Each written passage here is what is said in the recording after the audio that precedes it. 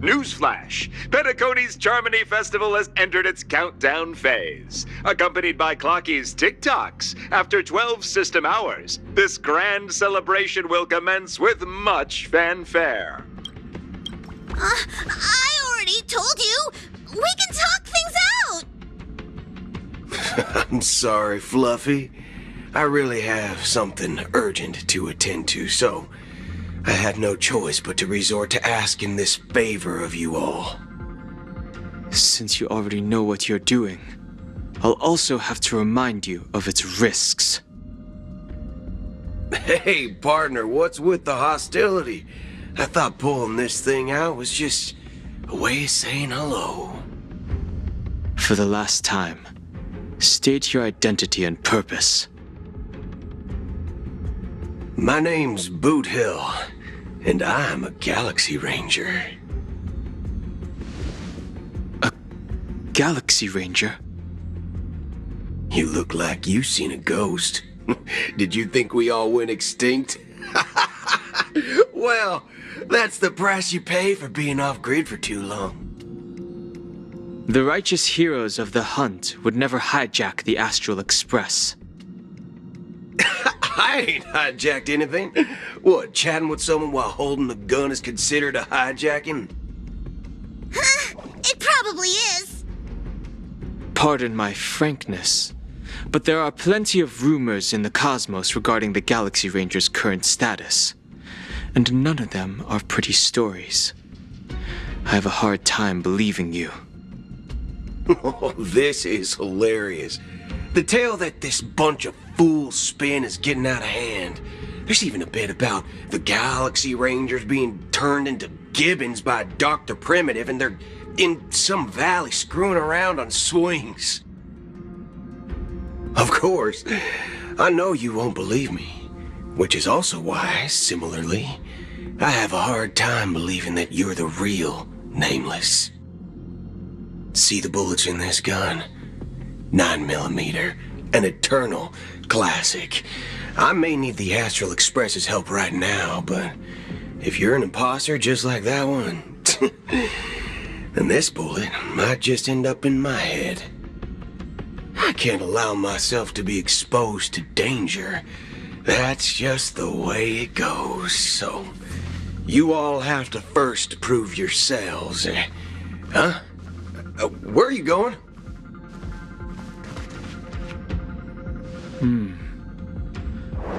Recognize this? It's a model fudger. The Jade Abacus of Ally and Oath. The CN Joe really gave this to you guys? Model fudger? This is the Jade Abacus gifted to the Express by the Shenzhou Luofu's general, Jing Yuan. Its presence on board serves as the Shenzhou Alliance's official recognition of the Express. Is that enough? Not bad, kiddo. And across these sprawling stars, a gentle squeeze is all it takes to rustle up a whole legion of Cloud Knights. Now, I reckon that'd be one fudging sight to behold. Now it's your turn. Been ages since the Galaxy Rangers had the spotlight shown on them, and we ain't equipped with such fancy gadgets. But I've been around the block enough to know the way to handle these types of situations is easy as pie. Alright then, feel free to toss any questions my way, and let's see if my answers can't turn your trust. If your gut tells you otherwise, still ain't too late to show me the door. And why would I play along? If I truly am a real Galaxy Ranger, you stand to lose nothing. All right then. Tell me, what kind of organization are the Galaxy Rangers? My friend, this question is a hard one. I don't think I can even consider us an organization to begin with. Everyone's on their own fated path along the hunt, with their own resolute sense of righteousness and not so welcome among such so-called universal values. This reply does not instill trust, and only makes your predicament more precarious. I'm guessing you're gonna ask about some form of shared faith, right? But us Galaxy Rangers don't need that sort of thing. What brings us together is a shared bottom line. Never bully the weak. Never kill the innocent. These oaths aren't some lofty beliefs, but the fundamental bottom line that one must never cross as a person. As Galaxy Rangers, we strictly adhere to the bottom line. When someone crosses them, the hunt's vengeance will surely come knocking. And in this moment, the other crucial meaning of bottom line comes into play. As long as you don't cross it, you're free to do whatever you please. You catch my drift? Second question. Why do you seek trouble with the Astral Express? I already said that I seek no trouble. I must go to Penacony for a matter. But I don't have an invite, and I can't even enter the family's hotel doors. If only I could borrow the Nameless's identity. The entire cosmos knows you're guests of the family. Aren't the Galaxy Rangers also esteemed guests? Oh, you've hit the nail on the head. This is why I'm here. It's fine if I tell you. The Rangers are pursuing an imposter. A son of a nice lady posing as one of us. She's on Penacony right now. My informant is a memo keeper. She's the same as all mimetic organisms, appearing one moment and gone the next. Ugh, she scares the fudge out of me. Still, she gave me some vital info. That Galaxy Ranger imposter. Who is it? Is that the third question? Is it a hard question? It isn't. Just that you might not believe me. That person calls herself Acheron, and according to our informant, she could be an emanator of nihility. That's impossible. That's what I said. Don't worry. When I first received the news, I had the exact same reaction as you. IX never gives anyone so much as a first glance, and that's perfectly normal. What reason would they have to bequeath strength unto mortals? Then you must know that emanators can also conceal their own identities, which, for many people, it's better that way. Otherwise, there'd be wanton bloodshed across the cosmos, or even, perhaps, turning their back on the path they're supposed to follow. I had the good fortune of running into an elation emanator. Its appearance was no different than that of those clowns. If it weren't through sheer luck that I got it drunk, I would have never known of its eminent status. Even in the purest hunt, you'll find the Xianzhou Alliance under the spotlight and Galaxy Rangers lurking in the shadows. Paths are inevitably concepts created by people and exist in planes beyond our understanding. To reckon that nihility emanators don't exist, well, maybe we just ain't nihilistic enough. So, do you understand now? Your companions are in danger, and it's pretty harrowing. If you don't want to believe me, you'd best send a message to them, but I'd advise you to move fast. We don't know what's happening in the dreamscape or how much of what the memo keeper said is true. And that Acheron, who knows what she intends to do.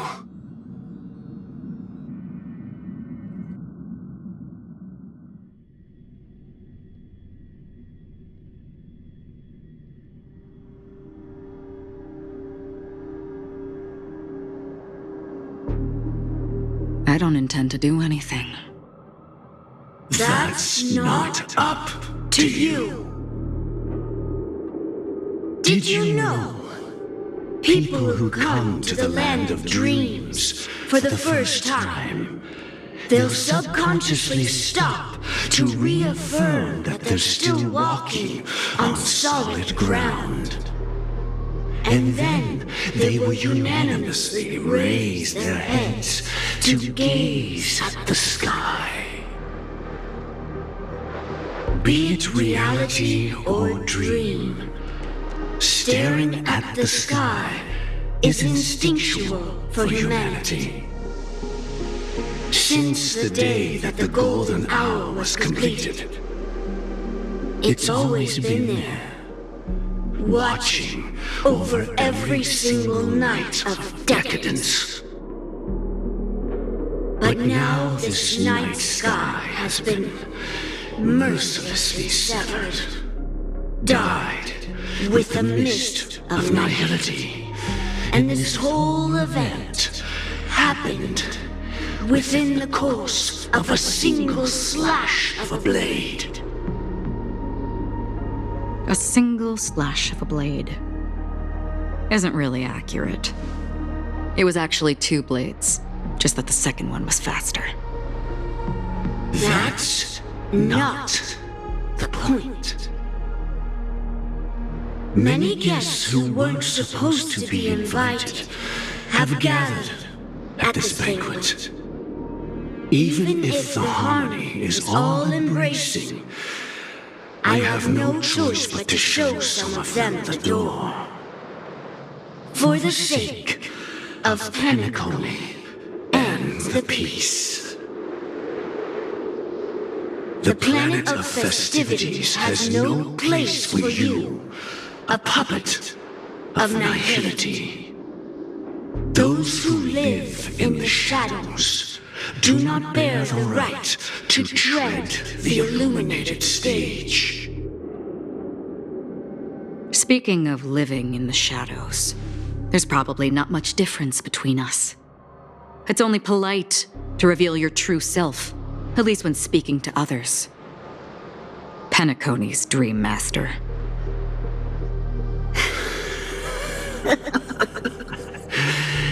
That's just another reason that you can't stay. Whether you believe it or not, this is the real me. We are one. Is this the unity that the family espouses?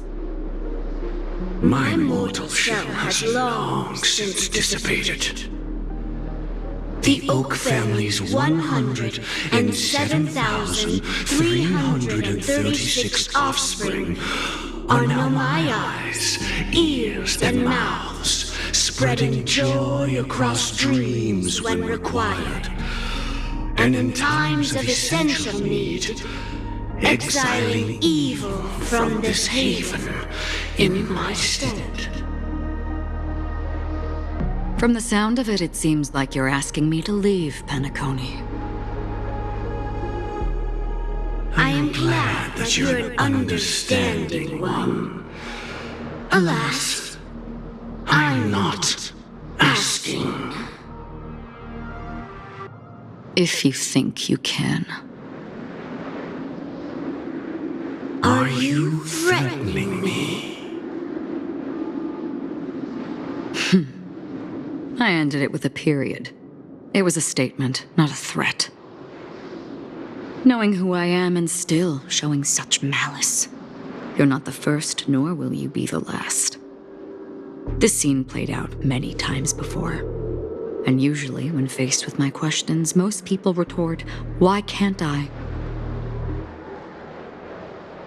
The result has invariably been that they can't. You are confident, but be reminded, the family is forgiving, but not weak. The chords of the harmony extend across worlds. If you do not comply, When the blade is unsheathed for even a hair's breadth, you will never be able to escape the eternal Centurion's wrath in all of your lifetime. 137 individuals. That is how many heathens I have exiled since I became Dream Master. Among them were those who once severed my wings, and those who immolated my body.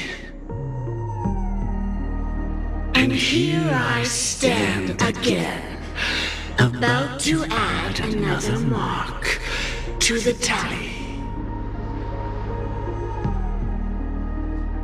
And you will die. I mean, all of you will.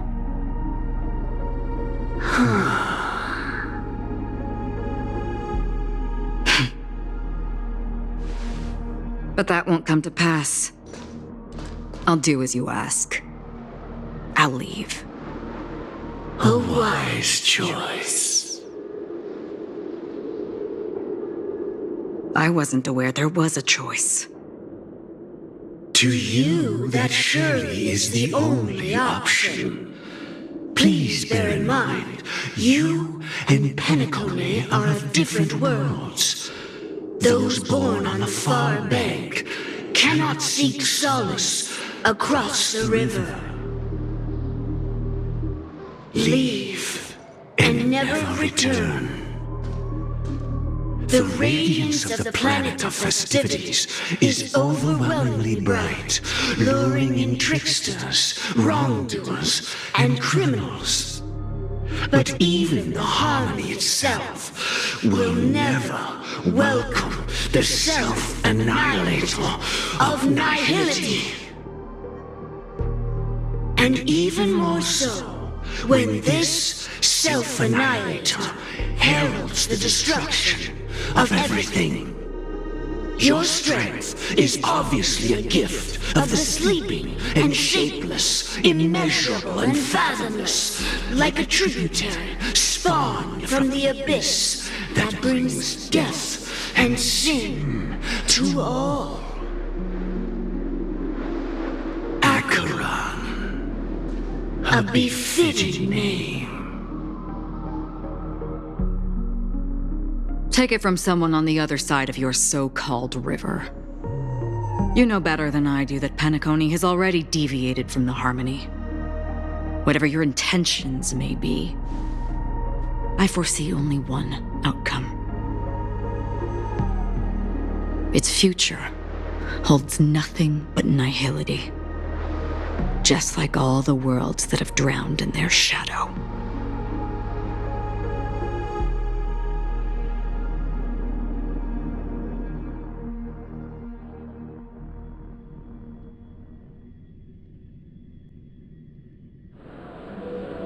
Attention, please.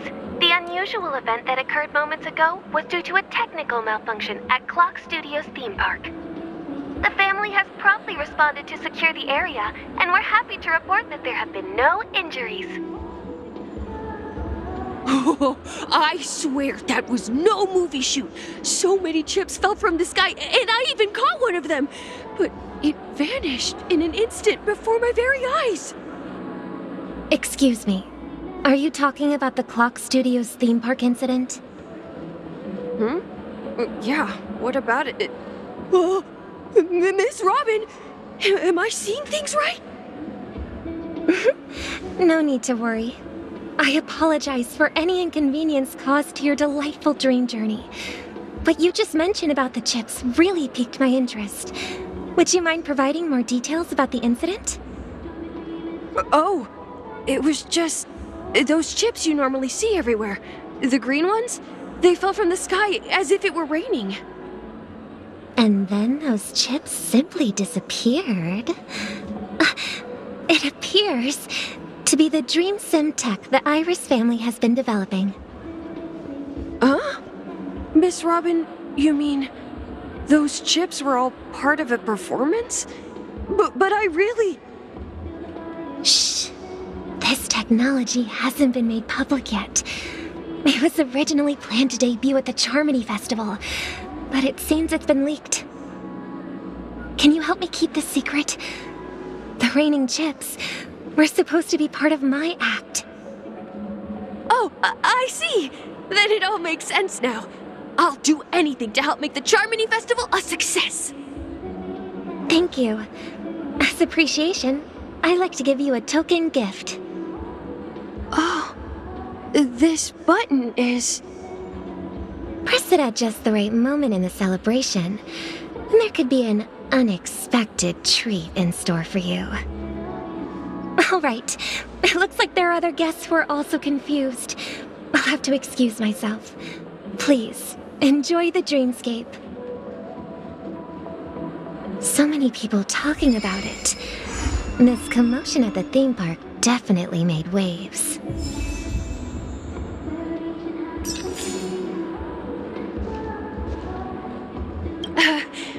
Don't worry, I won't tell anyone. I can't wait for your performance, Miss Robin.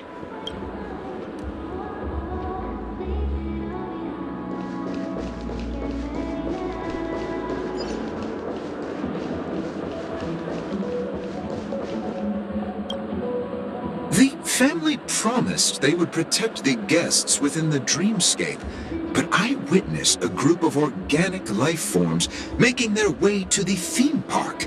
And soon after, a rip tore through the sky, and black rain started leaking out of the void. The family needs to provide a reasonable explanation, or I'll take my loved ones and return to reality. I thought the dreamscape was supposed to be a paradise. If it's not, then there's no point staying here. It appears the good sir has seen many great events. And it's true that an uninvited guest has unexpectedly entered the dreamscape. However, their target is not the ordinary guests, but the ambassadors of the IPC. The family will certainly ensure that the safety of the guests is of the highest importance.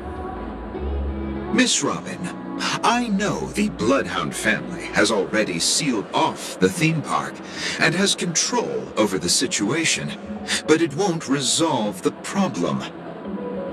The family can try their best to protect their reputation, but as a guest, I don't wish to gamble with my life.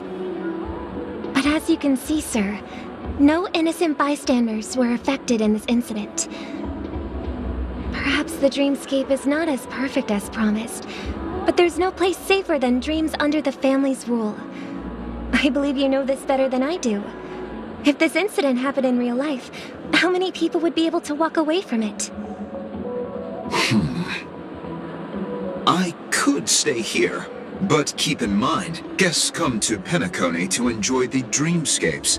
They do not wish to be entangled in a conflict between the family and the IPC, so let's not have any more unnecessary incidents. Of course. With the Charmony Festival about to commence, we will spare no effort in our preparations. Rest assured. To express our apologies, the family has arranged this gift for the guests. Thank you for understanding. I could stay here, but keep in mind, guests come to Penacony to enjoy the dreamscapes. They do not wish to be entangled in a conflict between the family and the IPC, so let's not have any more unnecessary incidents.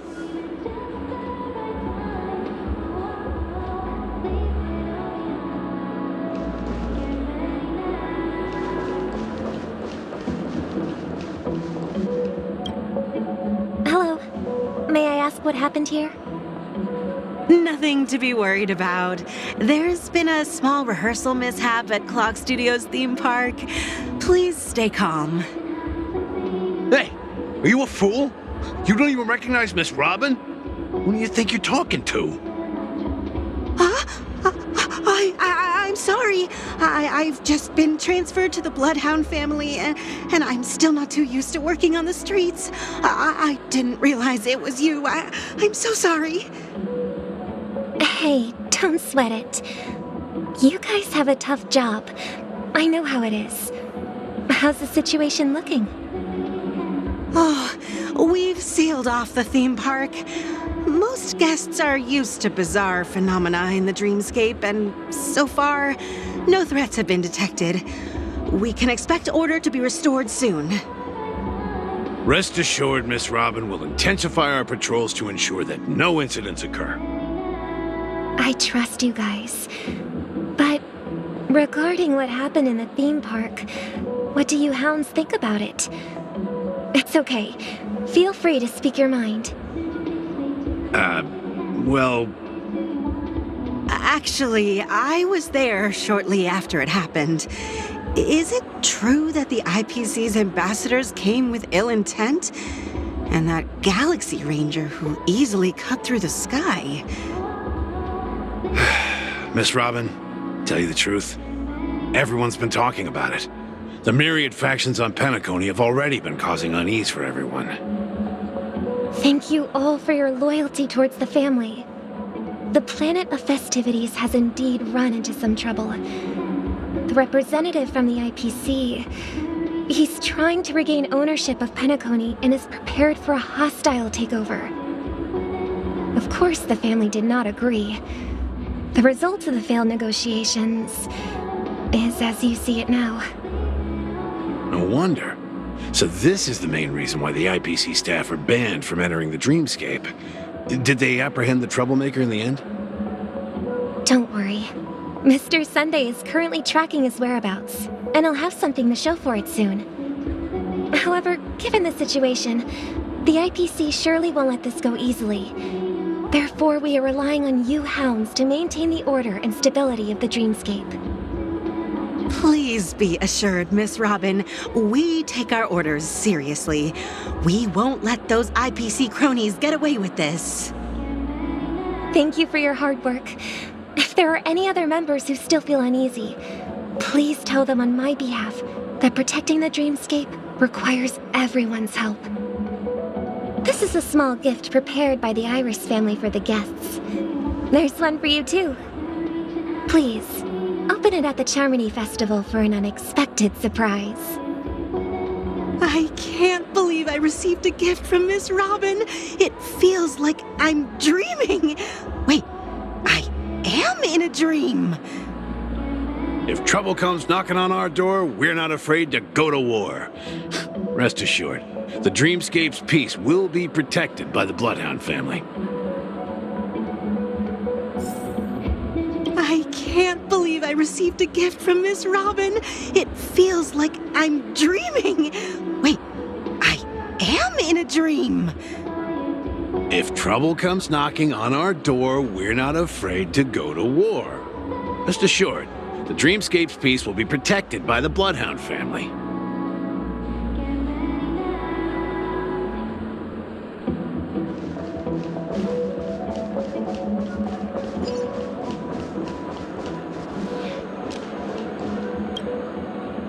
Miss Robin? That's the renowned cosmic superstar, Miss Robin! I didn't expect to meet a fan here. I'm honored. Welcome to Penacony, a world filled with wonderful dreams. I can't believe I'm actually meeting the real Robin! Shouldn't you be preparing for the Charmony Festival? Preparation is important, but the ceremony is fundamentally about sharing the Great One's harmony with everyone. If there's a chance to sing with everyone, I will not refuse. Regarding the recent mishap, I understand it negatively impacted some of our guests. As a member of the family, it's only right for me to come forward and offer my apologies to everyone. But, are you sure it was actually a mishap? Everyone saw those chips descending like rain and the red light tearing through the sky. Claiming it was merely special effects seems a bit far-fetched. Plus, I met that generous gentleman. He looked really out of it and kept talking to himself. Is this also part of the performance? Everyone, please do not panic. I believe that the family will give everyone a satisfactory answer in due time. Even if you say so, Miss Robin, it's hard to believe. Some people just never listen, do they? It's never ending. It just goes on and on. I'm getting really tired of this. Miss Robin? Still, I suppose I should keep on helping everyone. I am the epitome of joy, kindness, and goodness, after all. Huh? What was I just doing? And, who might you be, miss? Here, take this, little guest. This gift has been specially prepared for you by the family. Make sure to take good care of it until the opening of the Charmony Festival. Then, when the show reaches its climax, press the button together with the others around you. You never know. Something very exciting might happen.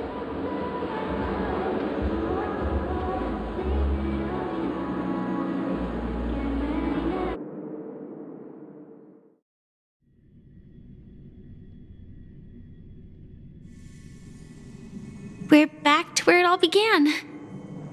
You entered the golden hour from this place. And it is also from here where you will enter the true Penacony. It is a pleasure to journey alongside you once more. But it's time I laid bare the entire truth before you. As you might have heard, I also go by another name. Stellaron Hunter Sam. I'm fine. Sorry, I hope I haven't scared you. I know you have many questions. Do you remember when we encountered death in that strange dreamscape? When I was caught by that meme? In that instant before it killed me, I saw the reflection of another dreamscape in its ghastly pupils. So, following the clues in the script, I came up with some theories about the meme.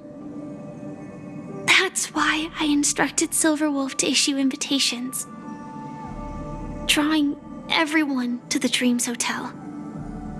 I intended to call upon death before you arrived, to solve the riddle using more direct means, and then invite you to join. However, contrary to my wishes, I couldn't defy the script. And I didn't get a chance to explain it to you. It is how you see now. I was impaled by the bladed wings of death. The heavy pressure of concentrated memoria miasma exploded in my mind as if it was actually reality. But after the momentary numbness subsided, I found that my body was absolutely unscathed. I was still alive. And it was just as I thought. I had arrived at a place starkly different from this beautiful dream. Beneath the dreamscape of Penacony lies another, more chaotic, more primal memory zone. Its name? Land of the Exiles.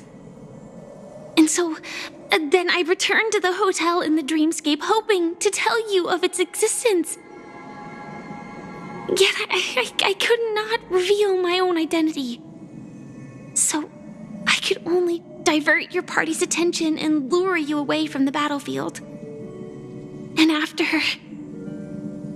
all my attempts proved futile, it wasn't until not long ago when a crimson blade of light shattered the high wall of the dream, causing you all to fall far into the abyssal depths of the dreamscape, that I was able to awaken you and your companions one by one.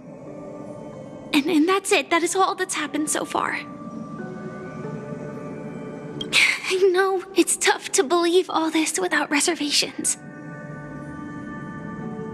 I just want to say, you are very close to the final answer.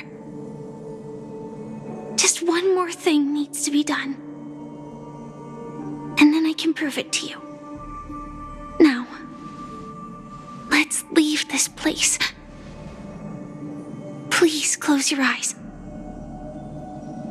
Take a deep breath and visualize the dreamscape's outline in your heart.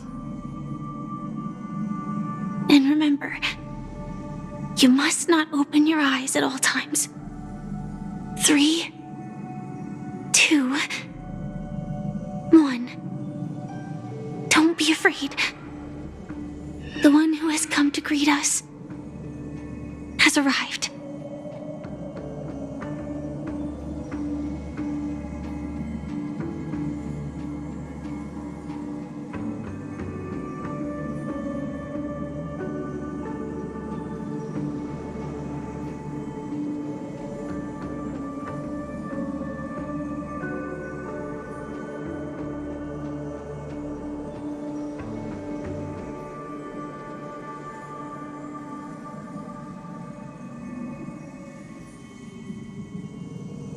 I never knew you could do this.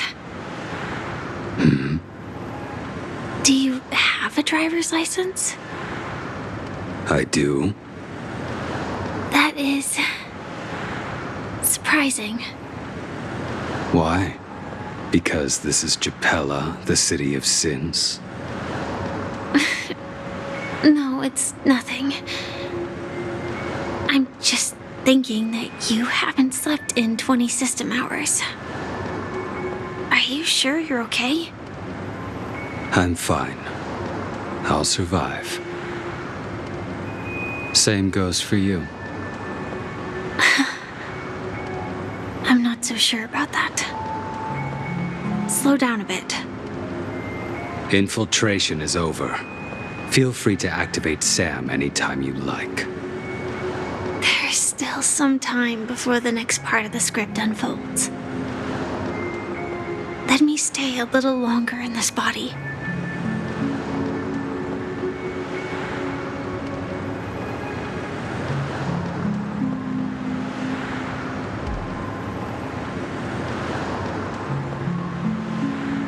Such a long tunnel. Didn't feel this long when I set off. In half a system hour, it will lead us to Kafka. And then comes the downfall of the Japella Brotherhood. Is that also part of the script? It's in your script, too. Sorry. I didn't notice.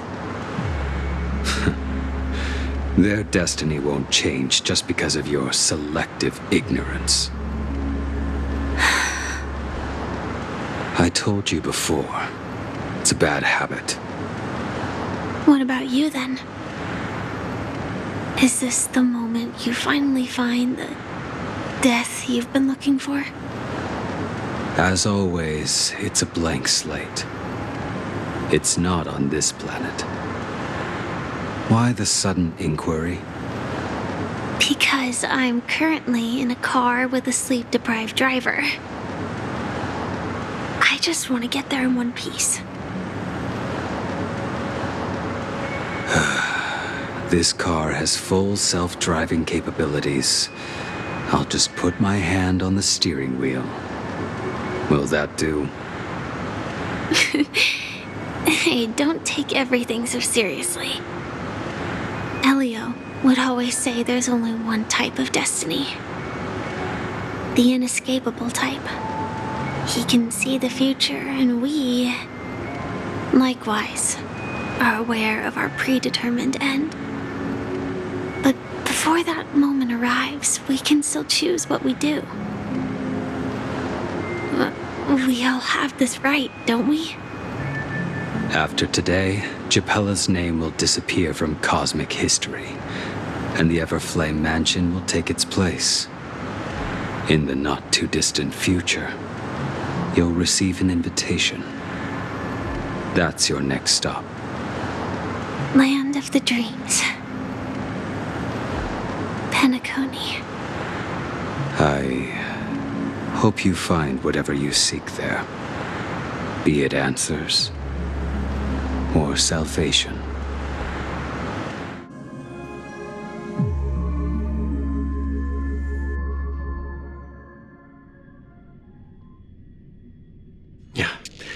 Glad to see you're safe and sound. Close your eyes. This is the answer. Isn't it incredible? The monster that we have always known as Death is actually the guardian of the land of the exiles. It abides by a certain rule, abducting people from their dreams and bringing them here. The question that has been perplexing us, does death really exist in the dreamscape, appears to be a cognitive trap. It was laid by those orchestrating events from the shadows to cover up the truth behind the disappearances and the existence of this fortress known as Dreamflux Reef. Every emergence of that meme is related to the Watchmaker. Since Dreamflux Reef is where it brings its captives, it's likely that many of our long-standing questions will be answered in this place. The atmosphere here is starkly different from the beautiful dream. There are no regulators here like the family, and they all look like they're mildly dazed. But from the whispers of the residents, I've heard a familiar name. Gallagher. It's that man again. Always in the right place at the right time. Though that does save us the trouble of looking for him. Himiko and March have already made a move. Get ready. We're about to set off. The real dreamscape. The land of the exiles. Before we go, should we speak to everyone first? I'm really sorry for waiting until now to tell you everything. 2 reasons. Firstly, the script. In the future that Elio saw, Sam and the Astral Express's confrontation was inevitable. I tried to break the shackles of the prophecy, but this is as far as I could go. That aside, there were also my personal motives. I wished to travel with you as Firefly, and not Sam.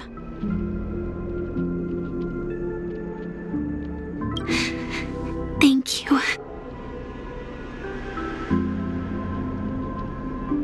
Elio only gave me one instruction. Allow the Astral Express to pursue the Grand Legacy. It means that the Watchmaker's legacy holds great significance to trailblazing. And to you. Elio's scripts used to revolve and expand around certain specific Stellarons. But with your appearance, this condition has apparently ceased to be appropriate. Perhaps he also saw the impossible in the future.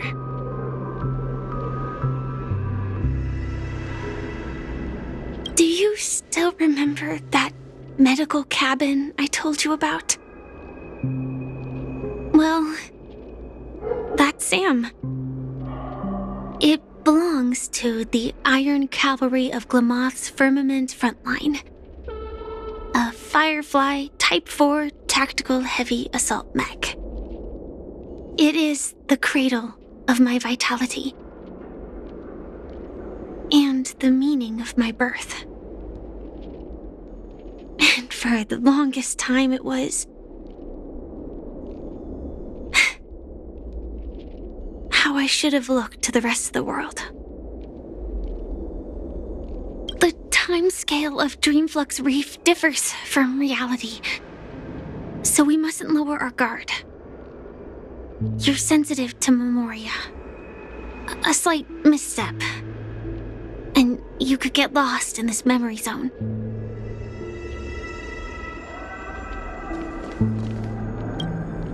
Something on your mind? Let's talk about it. No wonder Miss Acheron is so averse to drawing her blade. It's hard to imagine such terrifying power could reside in an ordinary sheath. If it weren't for the fact that Aventurine's power originated from the preservation, the entire dreamscape would have been affected. Don't feel burdened by this. Even without that Stellaron inside you, Aventurine would still have found other methods to accomplish his goal. Let's just believe in Miss Acheron. And given her prowess, I don't think we've got anything to worry about. During your investigation, he shared a vital piece of information. Mikhail, the former watchmaker who collaborated with the family to construct the Penacony we're familiar with today, had a falling out with the family for specific reasons. But this is precisely where the problem lies. You were clearly investigating a murder, so then why, as a security officer, is he changing the subject to talk about his past with the watchmaker? And now, with Firefly mentioning his name again, it's hard not to be suspicious. Before we found you, she'd already revealed her Stellaron Hunter identity and shared a lot of information. Who would have thought that the Molten Knight's true identity was actually a young girl? For her, this is a secret that she cannot allow others to know. That being the case, I think we can believe she's willing to cooperate. But she didn't reveal all her secrets. I just can't shake the feeling that her situation is different from that of the typical dreamer. And I hope that doesn't lead to any dangerous predicaments. I hope you've regained a little composure. We'll move out when you're ready.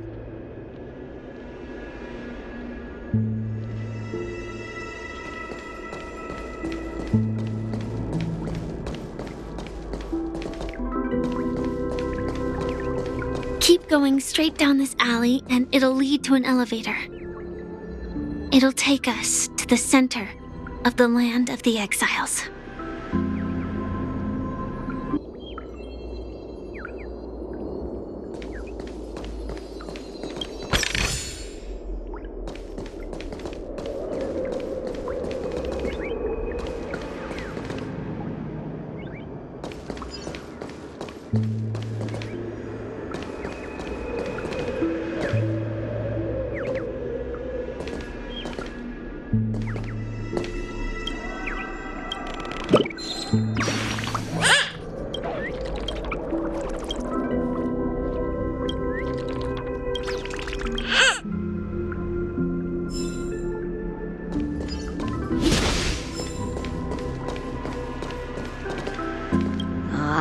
Did you also get kicked out of the beautiful dream? I want to go back. Well, but then I don't want to go back.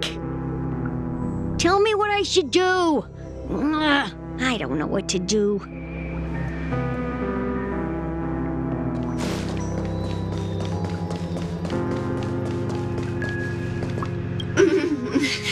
Welcome to heaven. Dreams, true or false, all are ephemeral.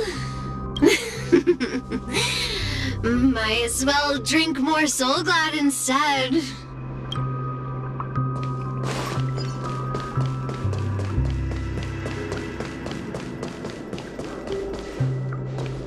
Hi there, friend from a distant land.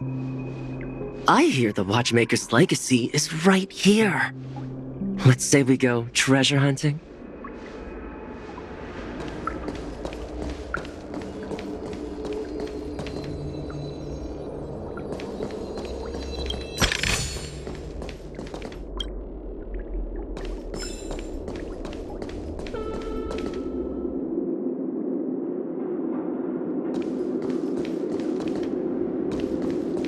What a huge clocky. Looks like the Watchmaker also left his mark on Dreamflux Reef.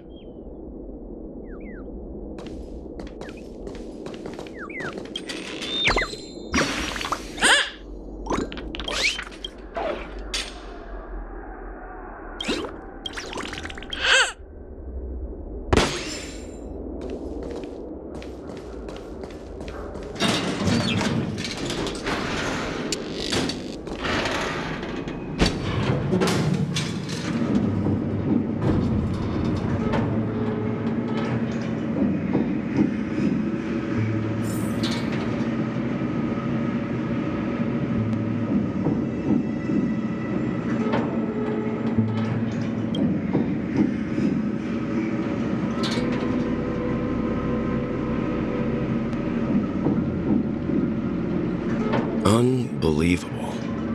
To think there's a settlement of this size within the dreamscape, and all beyond the family's reach.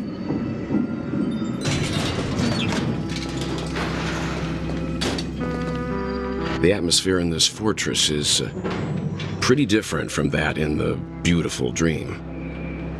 When I first saw it, I was in awe too. The sky here, it's like a reflection of the 12 dreamscapes. What's even more bizarre is that this place is also separated into trade and residential areas. The layout may be simple, but the facilities are very comprehensive. It seems that there are quite a number of people living here. Though both dreamscapes have distinct styles, the architectural designs are quite similar. Works of the same hand, perhaps. Hard not to speculate on the connection. But there's no point in overthinking things. Let's meet up with Himiko and the others first. Take a right turn at the end of this road and you'll reach the trade district. There are more people there. And perhaps someone knows where she is. Not coming with us? The Astral Express likely needs room for some internal deliberation. In the meantime, I'll try and locate Gallagher. Sure. Let's reconnect later. Letting her go was the right decision. Further observations are needed before we decide whether to trust her. But first, there's someone I need to talk to. Let's go. I'm sure you've already noticed him. He's right over there. The Reverie Hotel's bellboy. How did he end up here? And right after Miss Acheron severed the beautiful dream. We'd better check, just to be sure.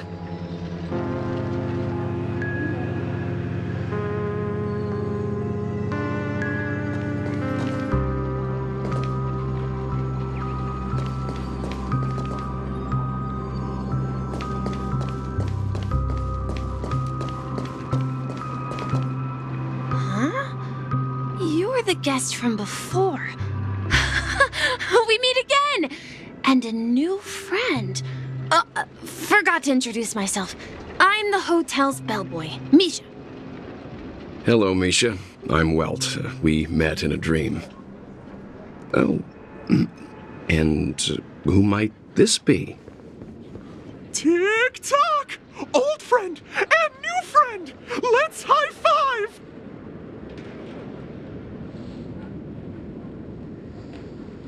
Your, memory zone meme?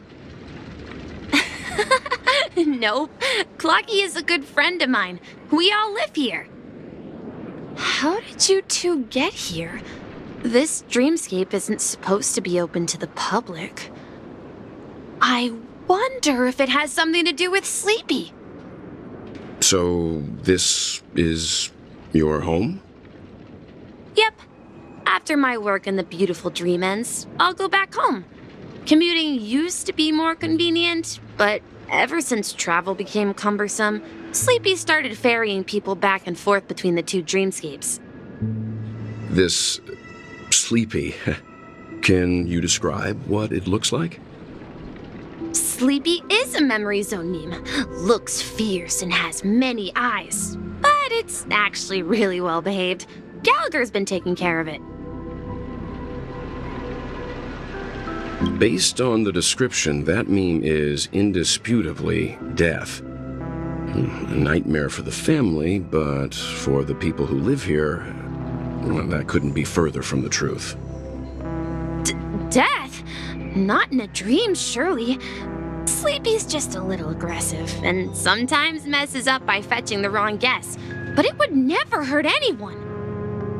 I see. Has it brought back any guests recently, say, in the last day or two? We're currently investigating a missing person case that occurred within the beautiful dream. I see. Then you'll have to speak with Gallagher. but he's currently busy hosting a visitor from the Oak family and specifically asked not to be disturbed.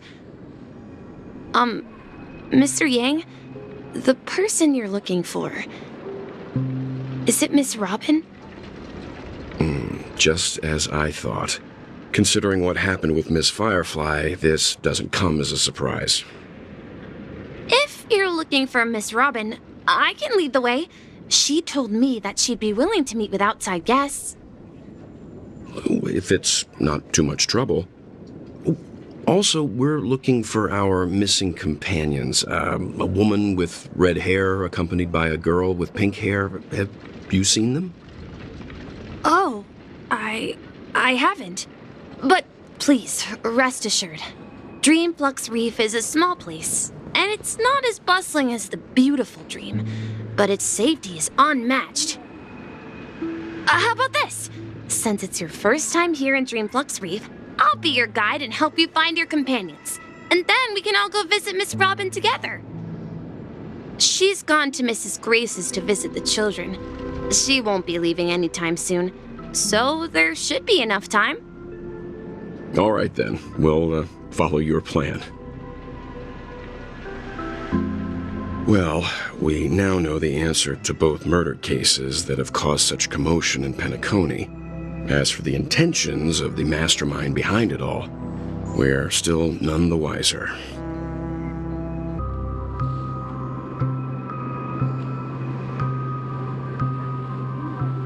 Yes, that's my thinking as well.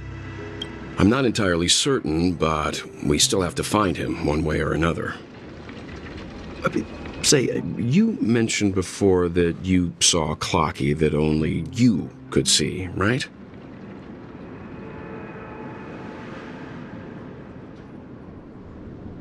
I can't shake off this strange feeling. Am I really still so young at heart? Forget it. It's not important. We'd better just follow Misha.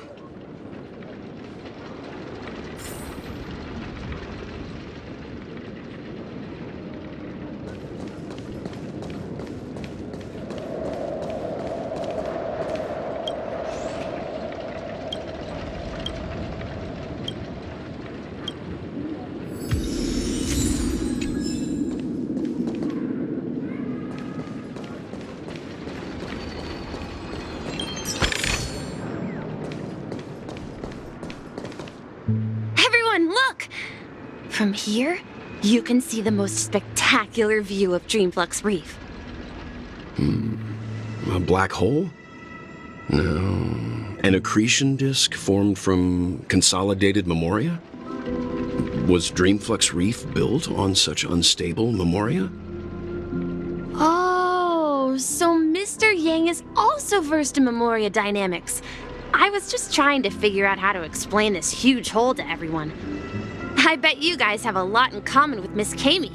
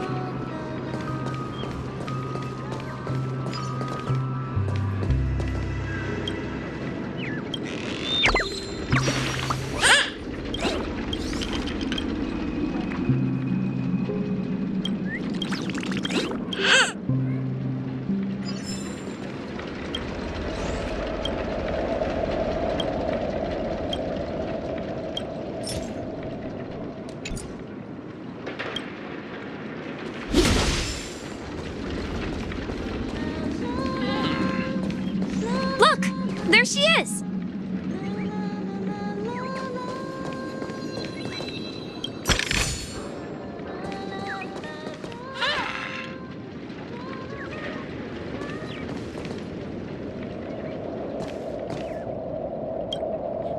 My calculations are finally done.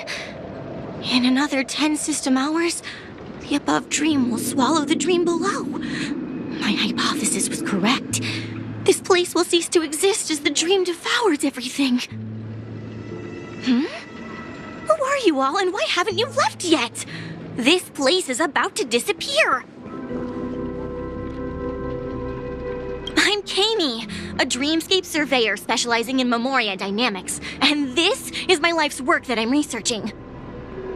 See that huge gaping hole? It was just a narrow rift many years ago, but now it's grown into a giant hole. The surrounding Memoria has been flowing towards the other end of the hole at a constant velocity, slowly but surely. But the scary part is, according to my calculations, the flow rate of Memoria has recently changed, and it's faster than ever before. It's almost as if something is sucking it in from the other side. By constantly improving upon Madame Rosalina's Memoria measurement method, I've finally obtained accurate results. After 10 system hours, the Dreamflux Reef will cease to exist. Just like the melting of glaciers, everything will crumble and disintegrate. The dreams on that side of the void will fuse into one. Please don't worry. This sort of thing has happened many times before. Miss Kami isn't a bad person. She's just a bit lost in her own world. She'll probably realize she's wrong soon enough. You don't say. There was something else that piqued my interest. Who is Madame Rosalina? Oh, do you know her too? Or are you also a fan of Memoria dynamics? We're very interested in Madame Rosalina's achievements. Could you tell us a little more about them? Why, of course! She's an excellent scholar of Memoria dynamics, and the first person to apply Memoria rate measurement methodology on interstellar travelers. Regrettably, due to the presence of the Garden of Recollection, ordinary people don't pay much attention to the nature of Memoria. She departed this world without much fame, leaving only a few thin journals behind. I came to Penacony to learn more about my idol, and went to great lengths to seek out Dreamflux Reef, all because this is her final resting place. Prodigies always meet their demise prematurely. If only Madame Rosalina had more time, she would have discovered a way to reverse the flow of Memoria. I felt it. The source is in the golden hour. There is a certain anomalous presence stirring the currents of the memory zone. I must uncover more concrete proof. I must convince everyone. Does the name Madame Rosalina sound familiar to you? That's right. It seems like she did a great deal of research and calculations in Dreamflux Reef before abruptly passing away. Miss Kami regularly mentions her. I hear Madame Rosalina passed away during the prison war. She could see the Penacony of today. Its people building homes in the memory zone. I bet she'd be really happy. Perhaps. Our destination is the commercial district. That's where the largest crowds gather in Dreamflux Reef. We might be able to find the others there. I felt it. The source is in the golden hour. There is a certain anomalous presence.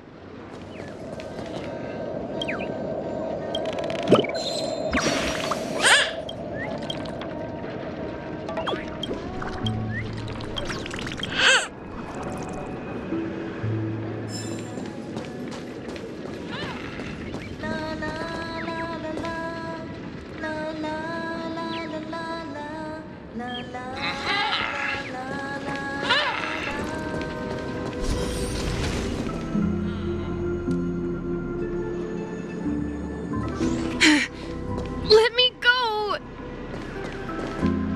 Ghost! There's a ghost! Don't come near me! Oh my. I'm human and so are you. Can you get a grip? Mr. Yang and Miss Trailblazer, I've been waiting for you. Quickly, come help. I bumped into a member of the family on the way here. He was so scared, and I just wanted to calm him down. But... Let me go! Let me go! I've only done good in my life. Why can't I rest in peace after death? well, this is how it turned out. Me? A ghost? Don't make me hit you. He thinks he's dead. Although, when I first fell in, I also thought the same. Dear guest, this is not the afterlife. This is Dreamflux Reef. That's right. Did you hear that? Repeat after me. Dreamflux Reef. You're talking to someone invisible. If I'm not dead, what am I? I shouldn't have pushed my luck and tried sleeping in my dream. Curiosity kills the Papeshi. Stop asking! You'll alert the monsters. All the dead are right here. All of them. You're not talking about the memory zone meme, are you? Don't say that name! It's all your fault. They're coming!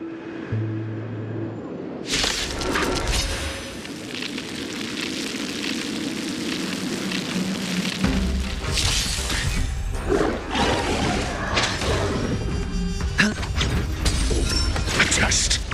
Here, there's thunder. Rules are made to be broken.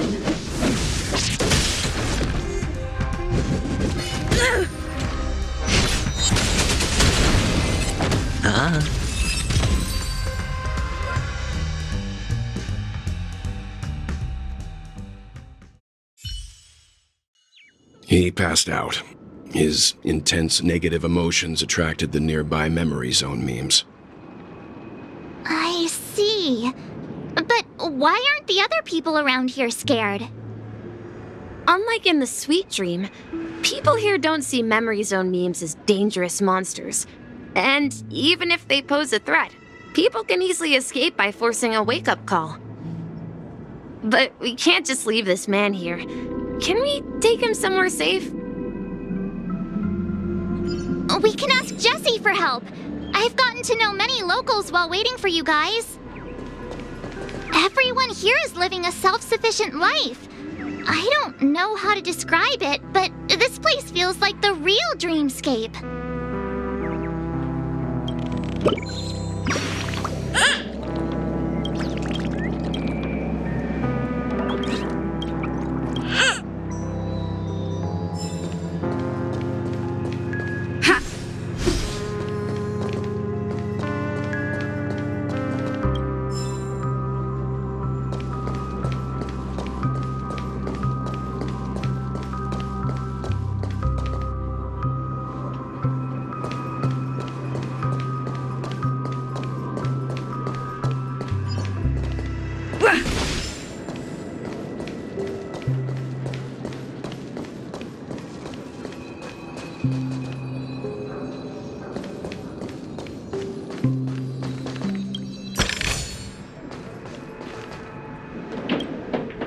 Evening, Jessie. Is it evening? Welcome, Miss March. Who might these be? These two are my friends. As for the man lying on the ground, he's a scaredy cat who fainted from fright. I see. Another poor guy who accidentally ended up here. I'll take care of him. There have been a lot of new faces lately. Things must be tough in the beautiful dream. The few remaining havens of freedom in Asdana will soon face trouble. Do such things often happen here? Not really, but they're becoming more frequent now. Guess it's one of the signs of the Sweet Dreams collapse. This man has had quite the shock. Could you help me find a Halovian lady, March? Her songs can heal mental wounds. A Halovian lady? That must be Robin. She's also here in Dreamflux Reef. Huh? Robin? But I thought she... Oh, right. If Firefly is here safe and sound, then it means Robin must be okay too. Misha is about to take us to her to find out what happened. But before that, let's meet up with Himiko. You were with her earlier, right? We met some stowaways in the residential area. Most of them came from neighboring star systems. I heard that places like Dreamflux Reef are scattered throughout the memory zone of Asdana, like islands in the ocean. They existed before the family arrived. I also heard that when Dreamflux Reef took shape, it was the center of all dreamscapes in Penacony. If that's true, it's no wonder there are so many similarities between this place and the Sweet Dream. Himiko must be gathering information. Let's hurry up and get going.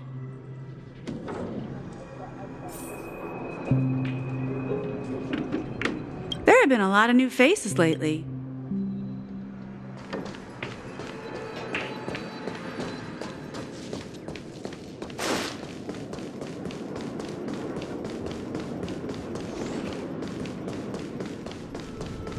This is where we split up.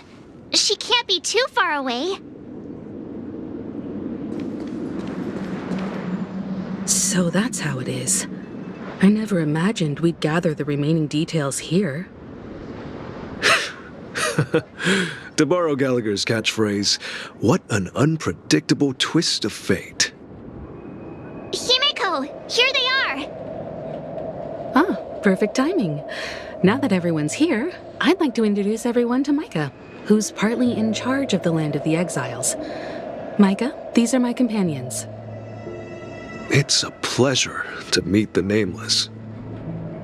You know us? I've been keeping an eye on you since the day you arrived in Penacony. We would have met under more appropriate circumstances if Dreamflux Reef hadn't been isolated from the 12 dreamscapes. Please, allow me to formally introduce myself. I'm Micah, the Gravekeeper of Dreamflux Reef. Gravekeeper? Life in Dreamflux Reef is pretty liberating. Everyone here mostly keeps to themselves, without meddling in others' affairs. My daily task involves cleaning a few tombstones. You're too modest, Micah. When lost dream chasers stumble upon this place, you're the one who takes care of them, guiding them back to the sweet dream, or showing them how to survive the wild dream chaos. So, guardian of sorts. Were you talking to me, Mr. Yang?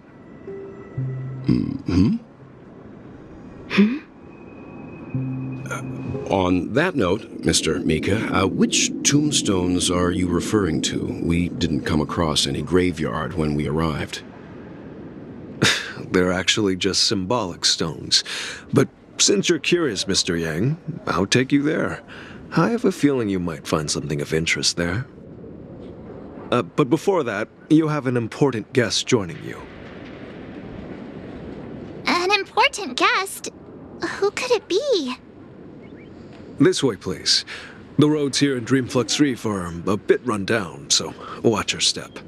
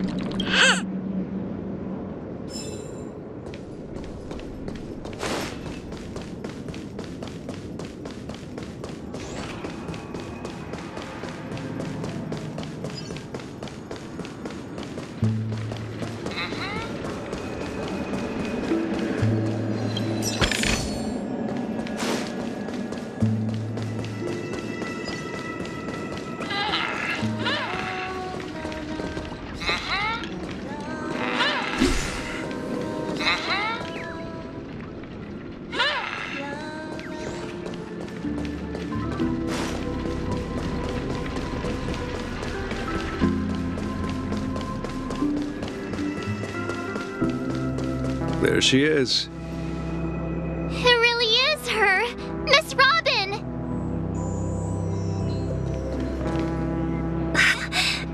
Everyone sang so wonderfully. It's not often that I tried this music style, but I've gained some valuable insights from it. Oh, I can't thank you enough, Robin. Well, these kids have made incredible progress in only a few days. It was nothing, Grace. I merely taught them how to sing. It was you who brought hope into their lives. Life must be quite difficult for them in reality, I imagine. That's right. Whenever it's time to say goodbye to these kids, they're reluctant to leave.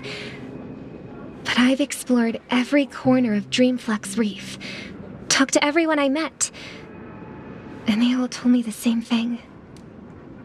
This shattered dream is not worth clinging to. It seems you truly are a child of the Harmony. Emma and Andy are orphans I took under my wing. Carol there, with her blind eyes, used to work at a nutrition center in the outer ring of Penacony. And as for Gary, he's been living with autism since he was a child. They're not old enough to enter the sweet dream managed by the family. If we compare people to birds, these kids are like fledglings with impaired wings. But in this dream, well, they can fly freely. Even if they stumble along the way, well, they're still relying on their own strength. And me, an old lady with no legs. Well, without this dream, I couldn't even walk toward them. I'm glad that you found a new life here in Penacony. It's just... Don't worry, Robin. Dreams have their significance, but they aren't everything. Both the children and I understand this. No matter how long we fly through this dream, we will one day return to reality. But you know what? Emma and Gary aren't plagued by their insecurities anymore. No, and Carol is learning how to cope with her blindness. And Andy is livelier than ever. Well, even I've become more optimistic. You see, in dreams, we learn how to live.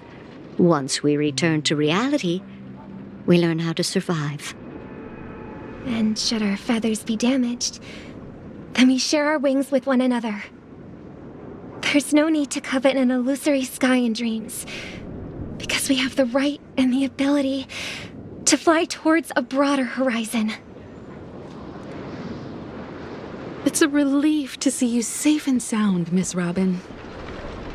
It's nice to see you all again, Astral Express crew. I heard my disappearance caused quite the commotion out there. I'm really sorry about that. Since you're here, can we assume that you're fully aware of the situation in Penacony? Ever since I returned to Penacony, my voice started to change, until it gradually faded away.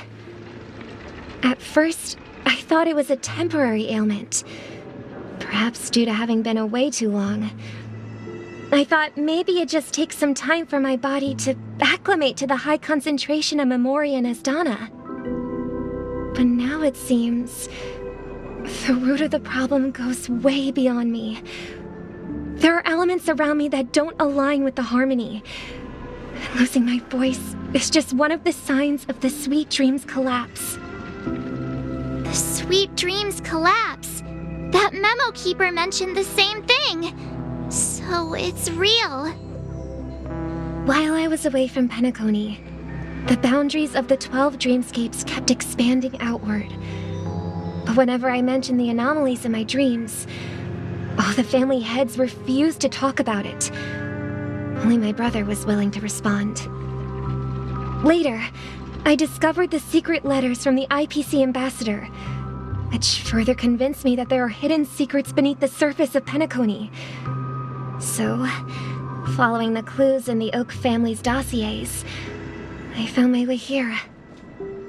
The land of the exiles, concealed by the family under the guise of death. A dream within a dream, where Penacony's past is buried. Hearing you speak, it sounds as if your voice has made somewhat of a recovery. I hate to admit it, But the harmony in this place resonates more broadly than within the Sweet Dream. It's regrettable, but the family has experienced betrayal.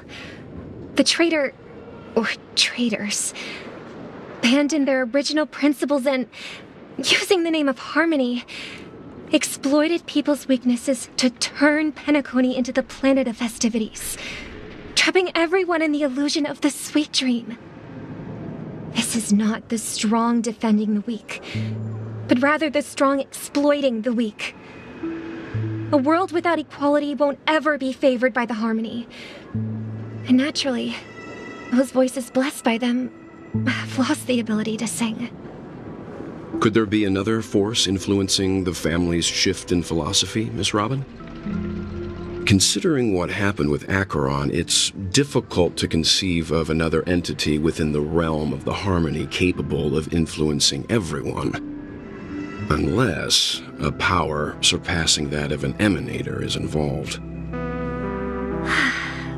I'd heard about what happened to the Xianzhou Alliance, but as far as I'm aware, the family hasn't faced any such external interventions. Who knows?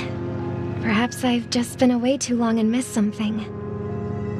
Regardless, I cannot accept my home is moving towards the very opposite of what the harmony represents, while still claiming to uphold it. I must uncover the reason why Mikhail cut ties with the family, and who exactly it was who betrayed us all.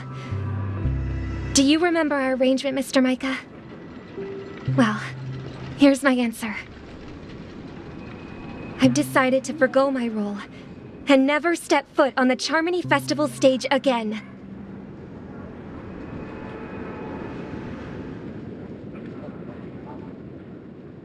Look here, brother. A little bird. Looks like a fledgling Charmony dove. But Charmony doves don't live here. So how did this little bird get here?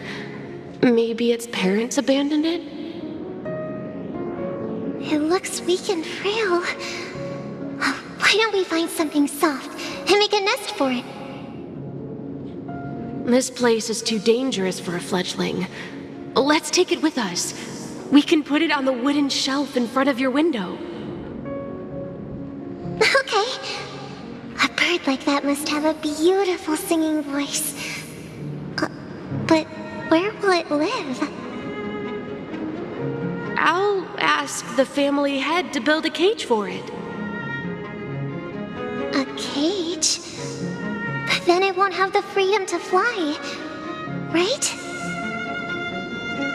Let's see.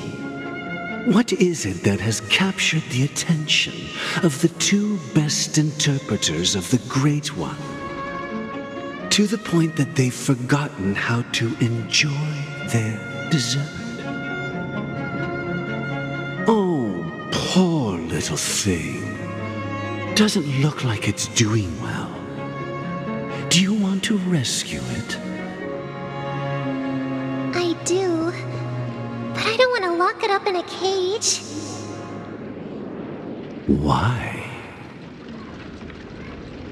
Even if it's small and not fully feathered and can't sing, it didn't come into this world just to be locked up in a cage. Birds, they should be flying free in the sky. That's quite the romantic idea. And what about you, a young scholar? Do you agree with your sister? I think she's right.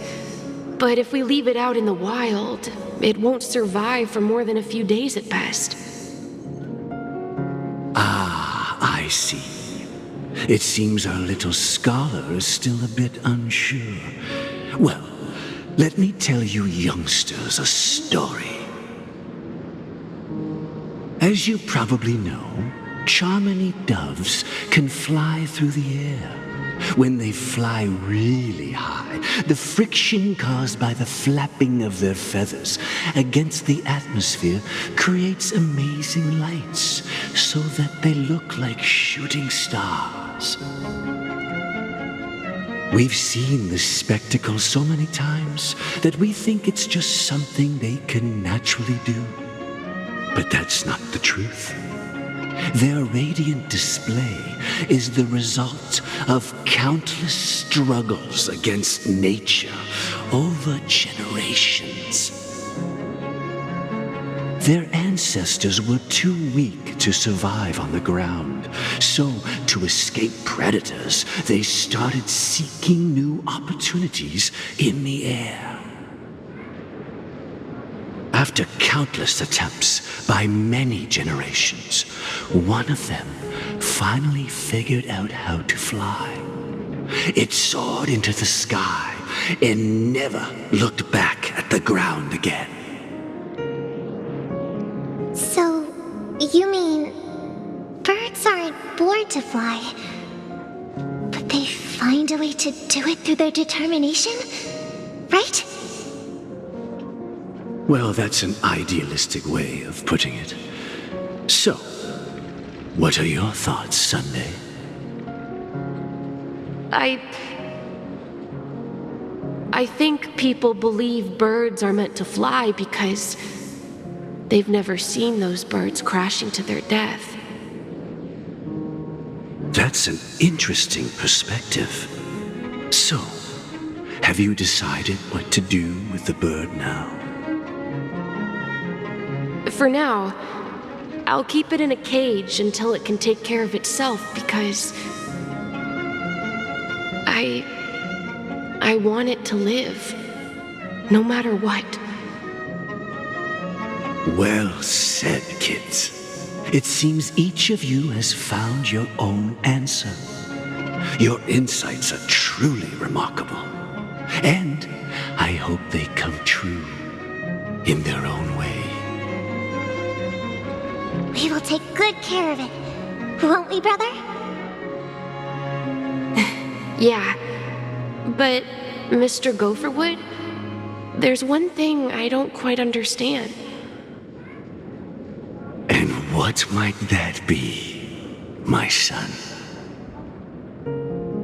What if this little Charmony dove never learns to fly in the end?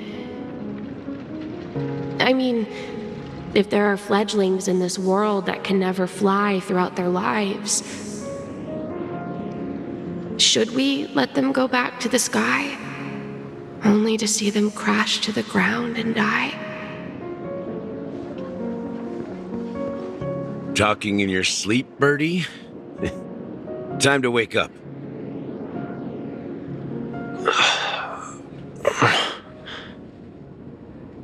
Huh? Need a hand? I'm still alive? Yeah. Happy about that. Where is Robin? Tell me. Now. I knew that was going to be the first thing you'd ask. Don't worry, your sister is here, safe and sound. She's probably walking around the streets now. If I were you, I'd be more worried about myself. After all, right in front of you is the guy who just stabbed you in the chest with a dagger. If you wanted to kill me, you wouldn't give me the chance to speak. Just tell me your demands, lackey of the Watchmaker. So, you figured out who I am, huh? No wonder you had the guts to go against the Dream Master and the Four Families.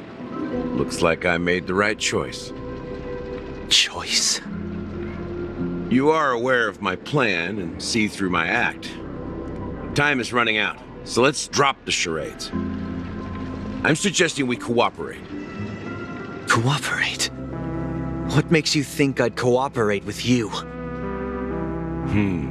The fact that the famous Robin has chosen my side. Plus, some clues about a traitor and a bright future for Penacony. Any of that catch your interest? I find it hard to believe a man who's full of deception. Fine. You don't have to trust me. What you should trust is the sense of justice inside of you. Show me Robin first. All right. As you wish. Here she is. Huh?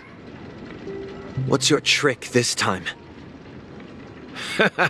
Just kidding. I mean, this lady will lead us to Robin, right? And the crew, too. There are too many people who you owe an explanation. That'd be great. Please follow me, Honorable Oak family head. Now, all the actors are on the stage.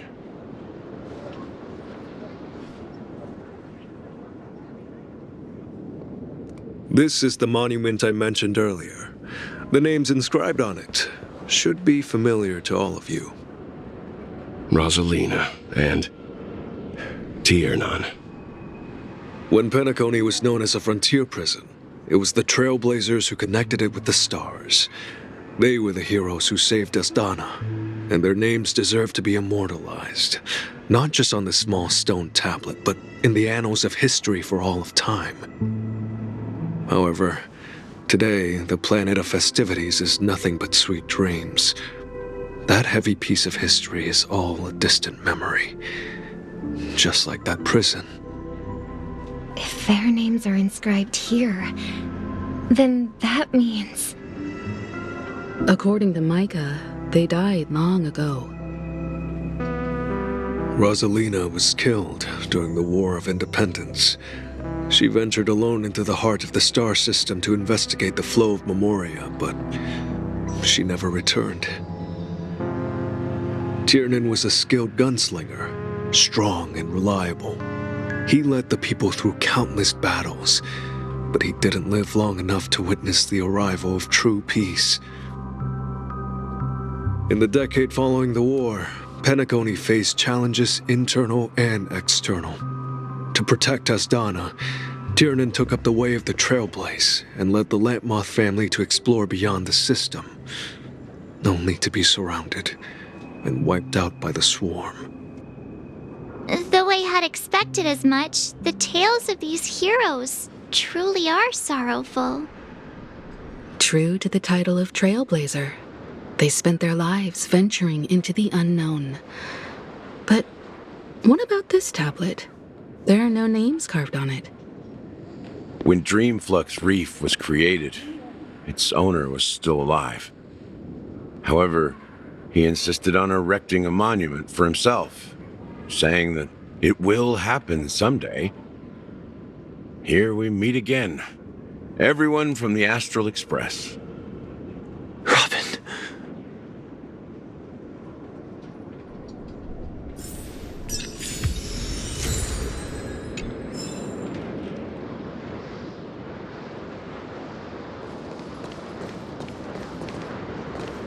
Brother. There's no need for words. You're safe, and that's all that matters.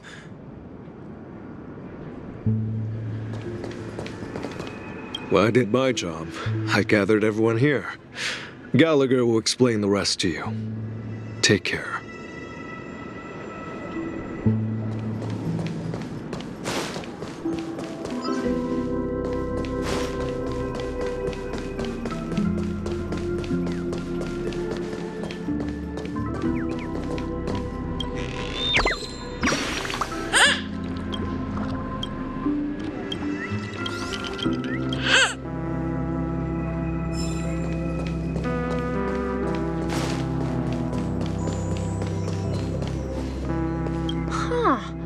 The atmosphere sure is livened up with all these people in here.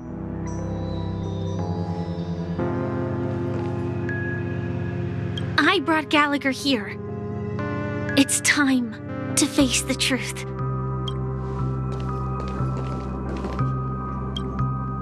I promised to give the siblings some privacy, so let's talk about our business first. What do you say? That sounds sensible enough. Since you went through the trouble of gathering the family heads, the crew, and the Stellaron hunters, I'm guessing you have something important to say, Mr. Gallagher? Oh? Is it that obvious? The look on your face is practically screaming I'm the one behind all this. You're right, Mr. Yang. It is indeed time to come clean on everything. The siblings already know what they need to, and they've made their choice. But you, Nameless, arrived a bit late. So it's only fair that I answer your questions. Before we begin, let me reintroduce myself. I'm the founder of Dreamflux Reef, the deputy of the Watchmaker, and the one who sent out that invitation. As Gallagher, the history fictionologist, I humbly extend my greetings to you all. History fictionologist? So what, everything you told us was made up? Well, don't worry. Almost everything I shared was true. Well, except for the part about the family accepting me back. I double-checked with Micah, and everything he said about the family, the Watchmaker, and Mikhail is true. Thank you for your understanding. Now let's get down to business. I'm sure you're all wondering why I went through the trouble of setting up this battle for the legacy, inviting different factions and stirring up a ruckus all over Penacony. Well, it all boils down to something very familiar to all of you. The Stellaron. The Stellaron? But how is that possible? Penacony is a free-flowing interstellar hub. There are no signs of contamination whatsoever. You're totally correct. So, care to take a guess at what that means?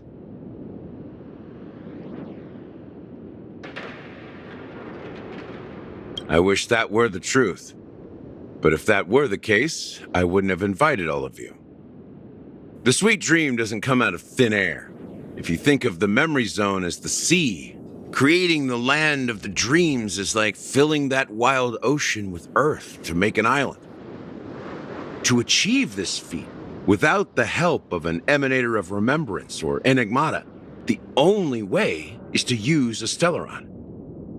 And that's not something you can achieve with a simple wish.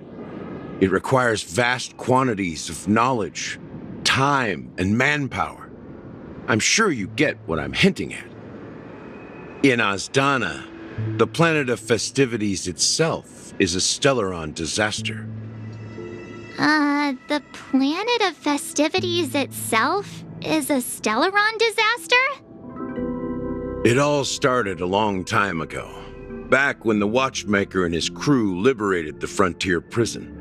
They faced countless challenges as they began building Penacony from the ground up. That's when the idea of using the Stellaron came into play. The Stellaron first entered the Azdana system during the war. The Nameless warned everyone against the folly of attempting to tamper with such a power, and most heeded their words. But there are always people in the shadows with ulterior motives. The turning point came after Tiernan's death. With two of the Nameless gone, the Watchmaker had to go to the front lines. It was at that moment his rivals saw an opportunity. By the time a representative from the Montour System's family arrived at the Watchmaker's call, the Stellaron had already been activated and was seeping into the primordial synesthesia dreamscape. And I suppose the family happened to possess the knowledge to seal the Stellaron? Not just that. They knew far more about the Stellaron than the average person.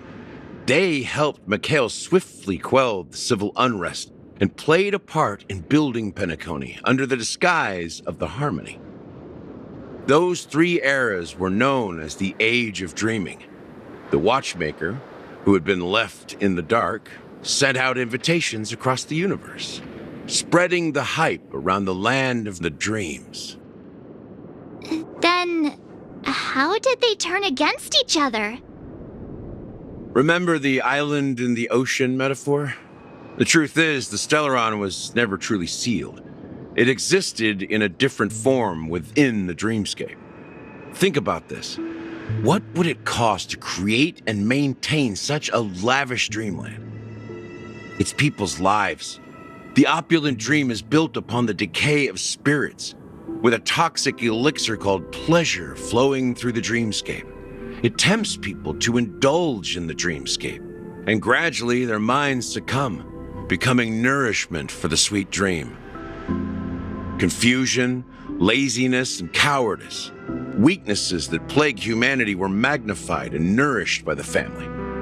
Penacony became a new kind of prison, even more impenetrable than the previous one. Sadly, we realized this far too late. By then, the family had a firm grip on Penacony, swiftly quelling any opposition that arose. At my wit's end, I had to use the power of the Enigmata and sought refuge in this chaotic realm. Over the years, I created a meme within this dream for our use. Dormancy. That's its real name. We exploited a loophole. You see, regular people can't fall asleep again while they are inside the dreamscape. So this is the true meaning of the impossible. You sent out invitations in the Watchmaker's name to find forces capable of resolving the Stellaron disaster and draw them into Penacony to uncover the truth. It's not just that. Above all, I wanted to see what happens when the major factions engage in a struggle for the legacy. Since this is the Watchmaker's first announcement in decades, the traitor within the family is bound to reveal themselves. So, the legacy is just a facade. If you want to consider the Stellaron as the legacy, I'm totally fine with that. If that's the case, where is the Stellaron now? That's a question for Mr. Wings. The Stellaron is still under the family's control, and as the head of the Oak family, I'm sure he holds all the answers.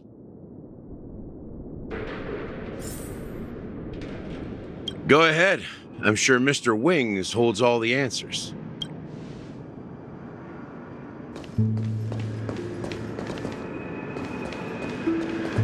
You all look quite serious.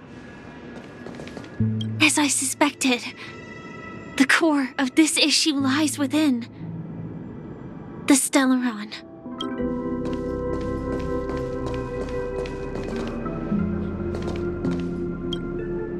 Are you done talking?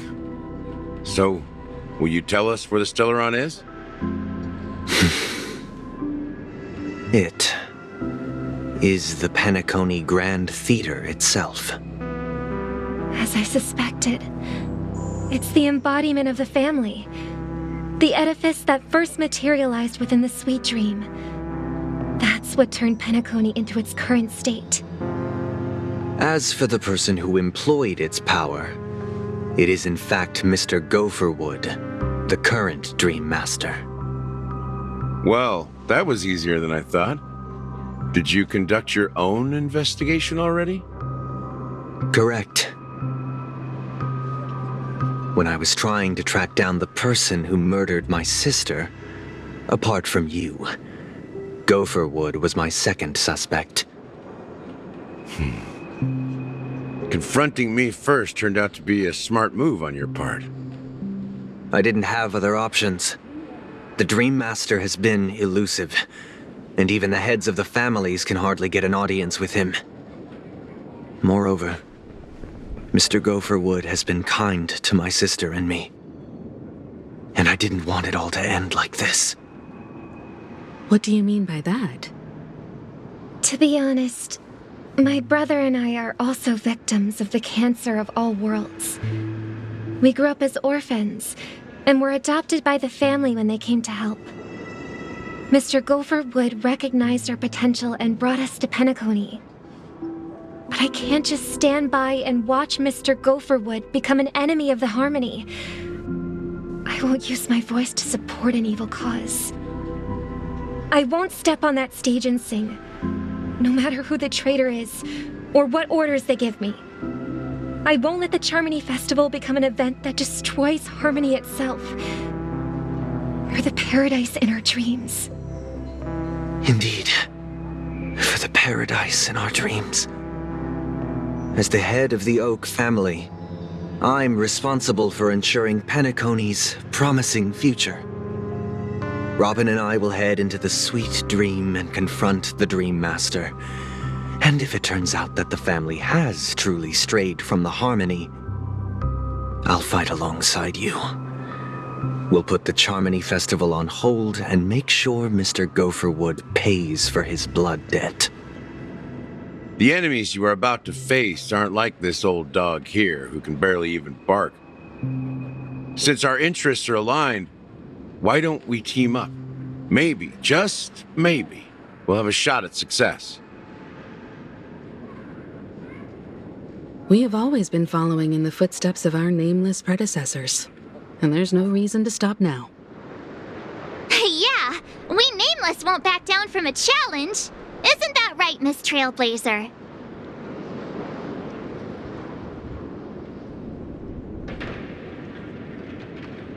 Exactly! It's time for the crew to save the world once more!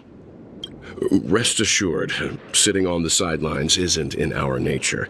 Mr. Sunday, Miss Robin, I'm willing to accompany you on behalf of the Astral Express. Having a third party present should help with negotiations, and could make all the difference if things get ugly.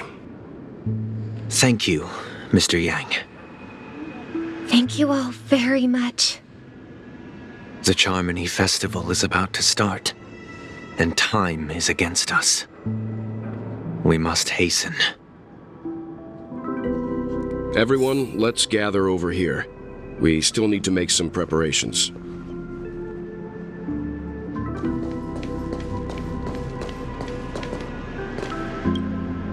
I may have been quick to step up to the plate, but confronting the Dream Master could be a very dangerous affair.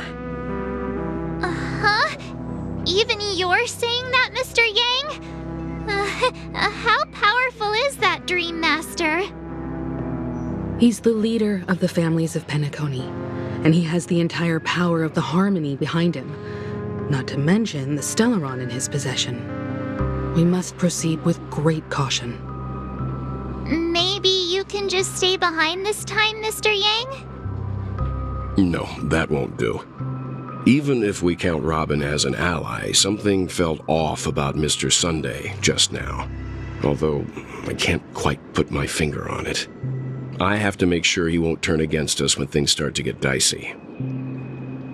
You're still carrying the keepsake the IPC envoy gave you, right? May I borrow it for a moment?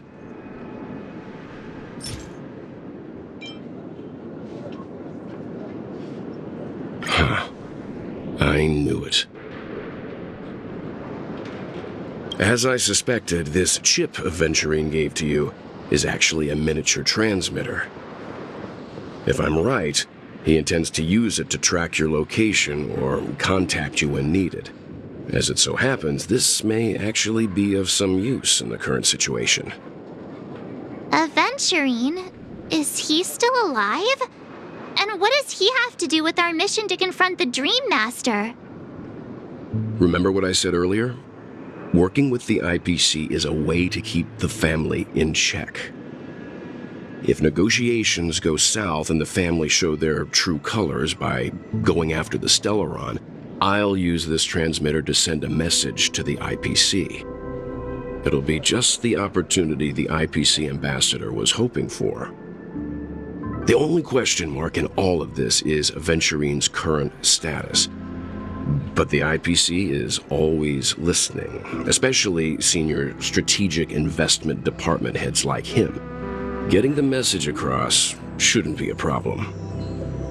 Good luck to you, Welt.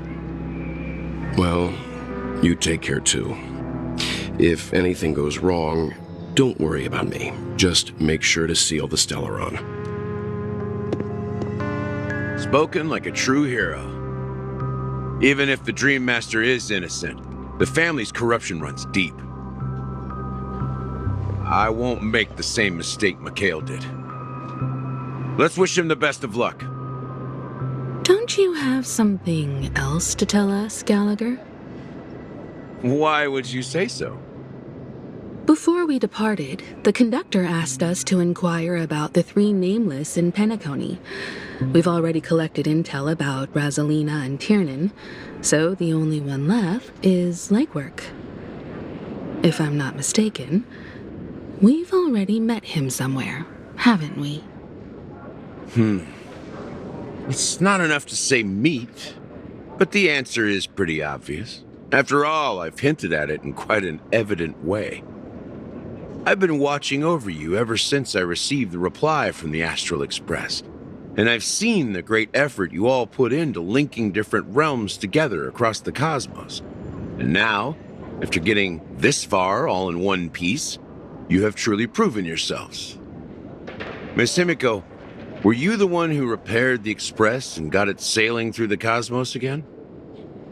Yes. And you two, young Nameless, you have very interesting life stories and extraordinary skills.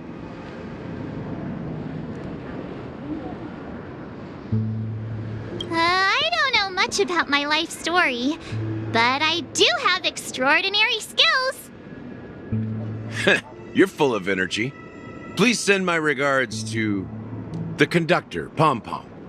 Please let them know that their friend had fond memories from his time aboard the Express, which he reminisced on every time he had a good drink. As for the last Nameless, he embarked, disembarked, and embarked again, traveling in a great circle, ending up back where he started. On his deathbed, he told me to find the Astral Express and deliver an invitation to the future Nameless. He left behind a special gift, a true legacy. Something that belongs only to the successors of the Trailblaze. Come with me. Now is the time to reveal it.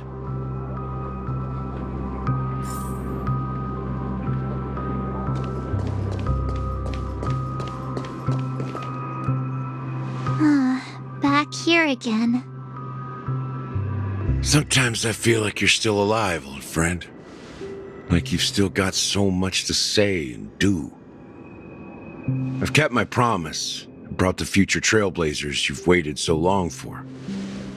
I don't know why you were so obsessed with that train, but I remember your last words. Don't let us down, old man.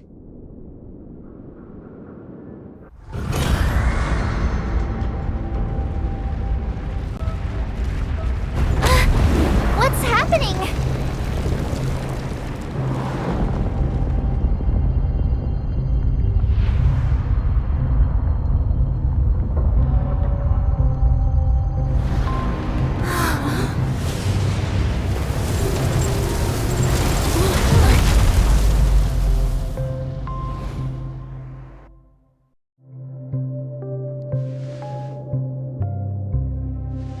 Go ahead.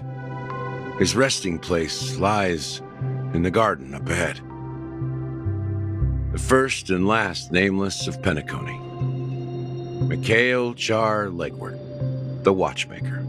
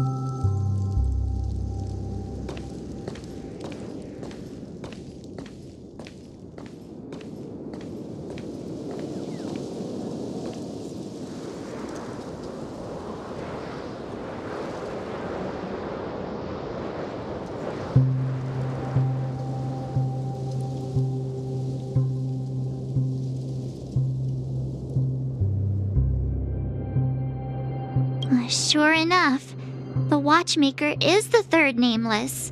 Even I could guess that one. The legacy he left behind was a dream bubble. I believe inside that bubble There's something that holds meaning only for the nameless. After all, when I checked its contents, I found nothing inside. Maybe some trailblaze runes? Even more mysterious than me. Well, let's have a look.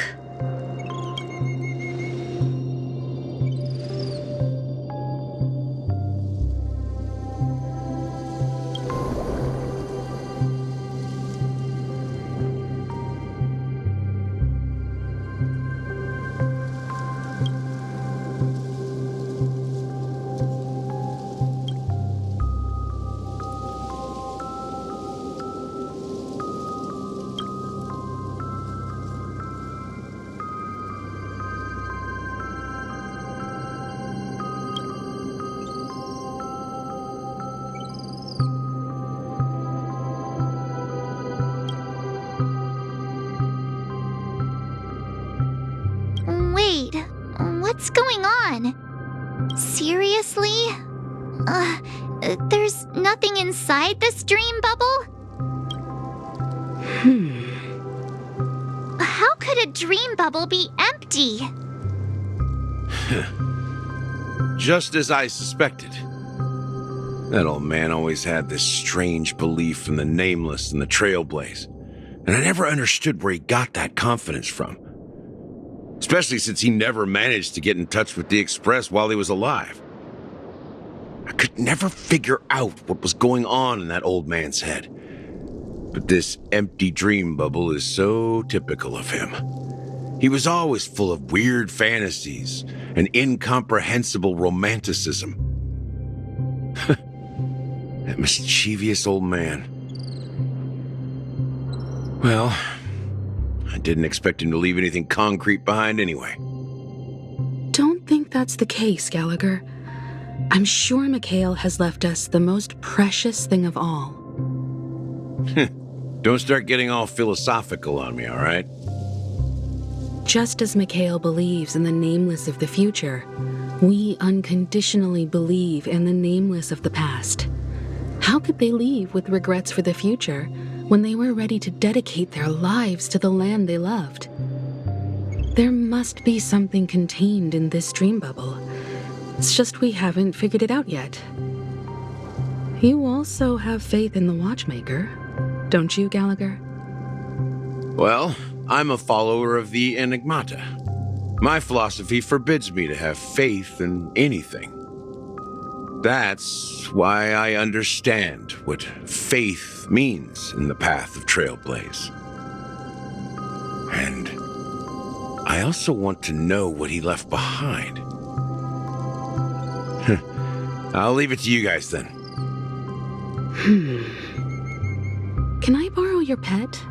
I need to make a trip back to Golden Hour and check something at the Dreamscape sales store. It's for Mikhail, and for the future of Penacony.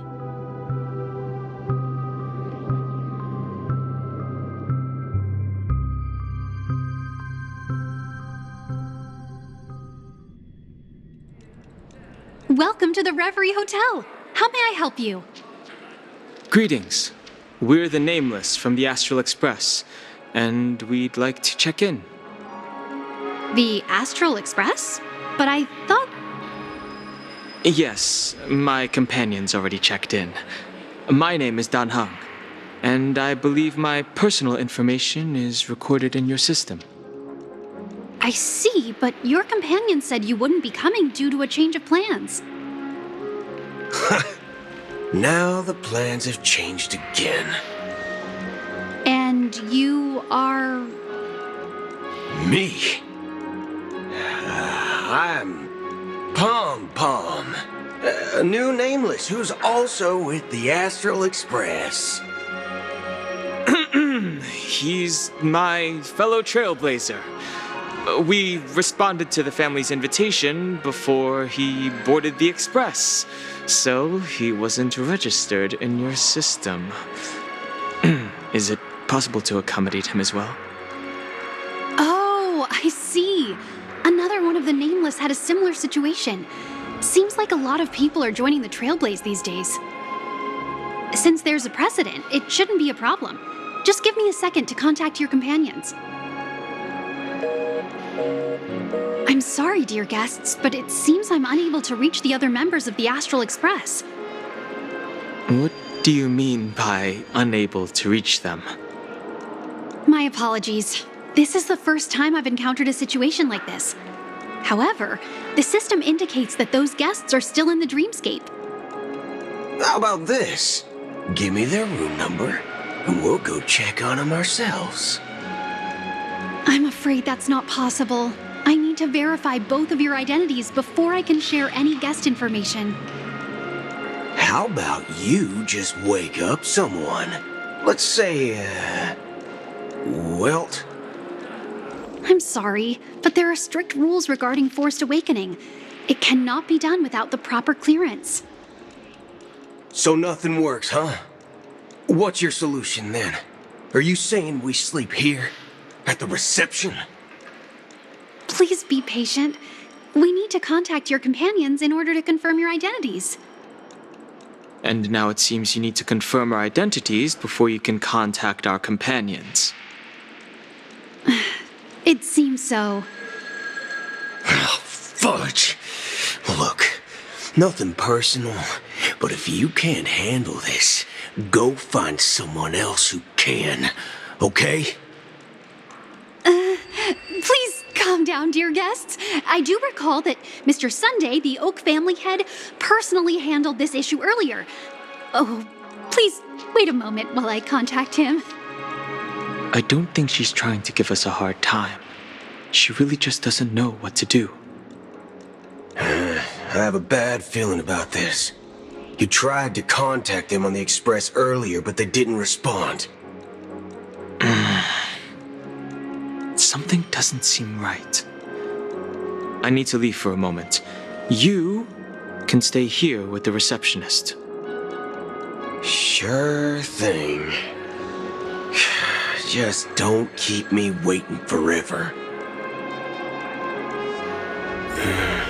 Don Hung seems pretty worried about his companions. I should give him some space. Stressing out about it won't help anything.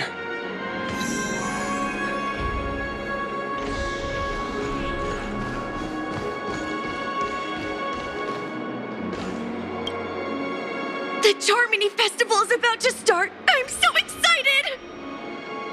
Hey! Are you guys here for the Charmony Festival too?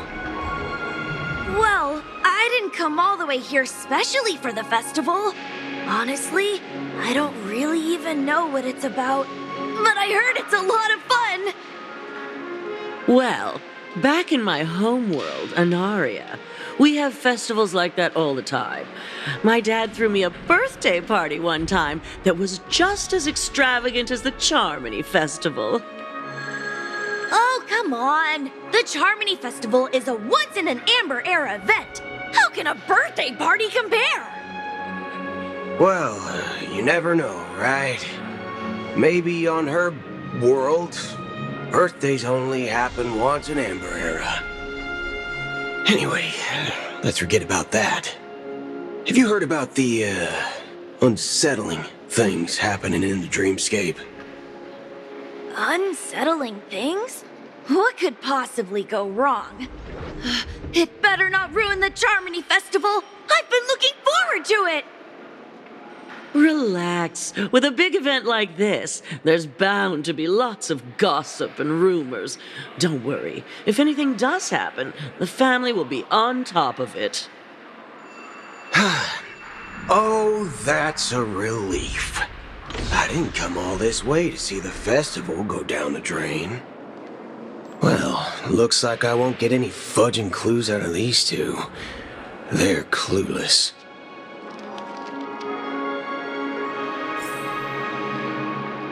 Surely there'll be a lot. Don't enter the dream.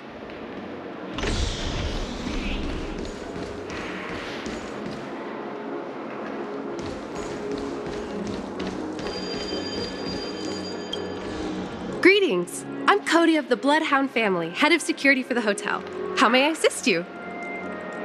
Hello. So, there's something I wanted to ask about. I've been hearing some unsettling rumors about certain incidents that might affect the Charmony Festival. Do you think there's anything to be worried about? I've traveled all the way from the Hayaii Federation, and I don't want my trip to be ruined. What do you mean? Wait, you haven't heard? I'm not sure where you heard those rumors, but they're completely baseless. I can assure you, as a representative of the Bloodhound family, that everything is going smoothly for the Charmony Festival. At present, all of the families are focused on making sure the festival starts on time. Even the Dream Master himself has arrived. So don't worry, your trip won't be in vain. That's a relief to hear. She doesn't appear to be acting. So, it seems that even the hotel staff are out of the loop.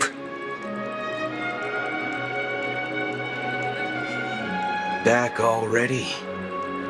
Hasn't she returned yet? Nope.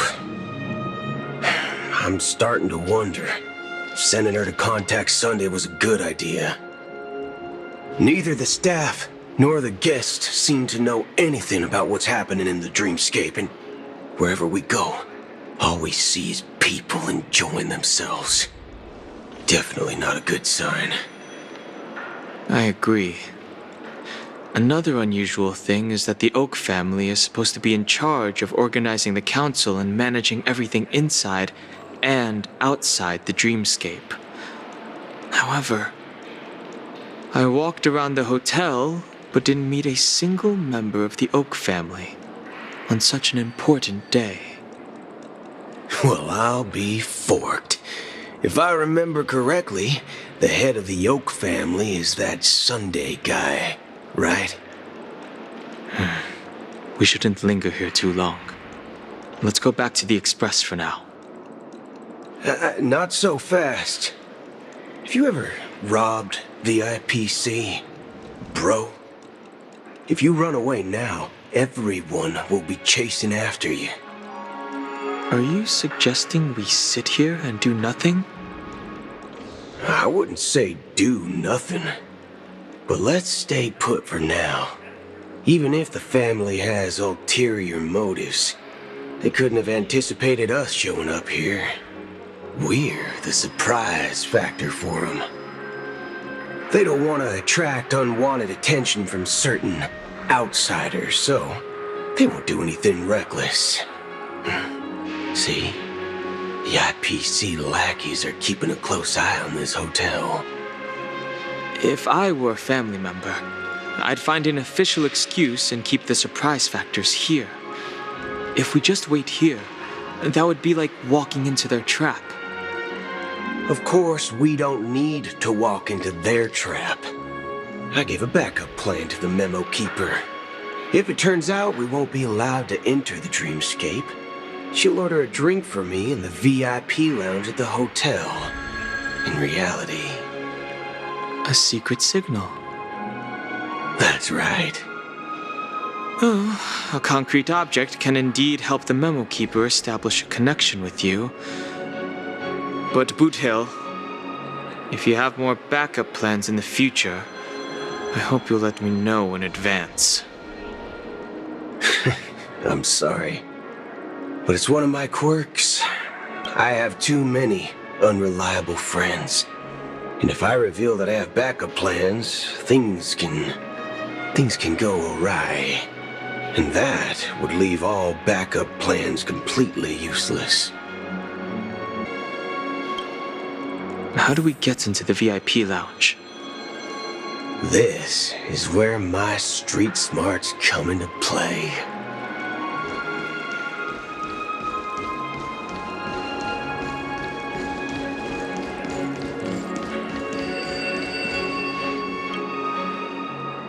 You're the lobby manager, right?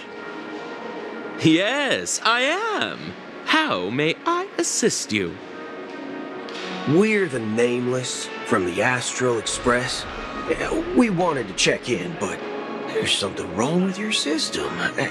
The lady at the front desk said she would contact the manager, but Now she's nowhere to be found. Now, we've been waiting here forever, without any food or water. What the fork, man? Is this how the family treats its guests? Is this your idea of street smarts?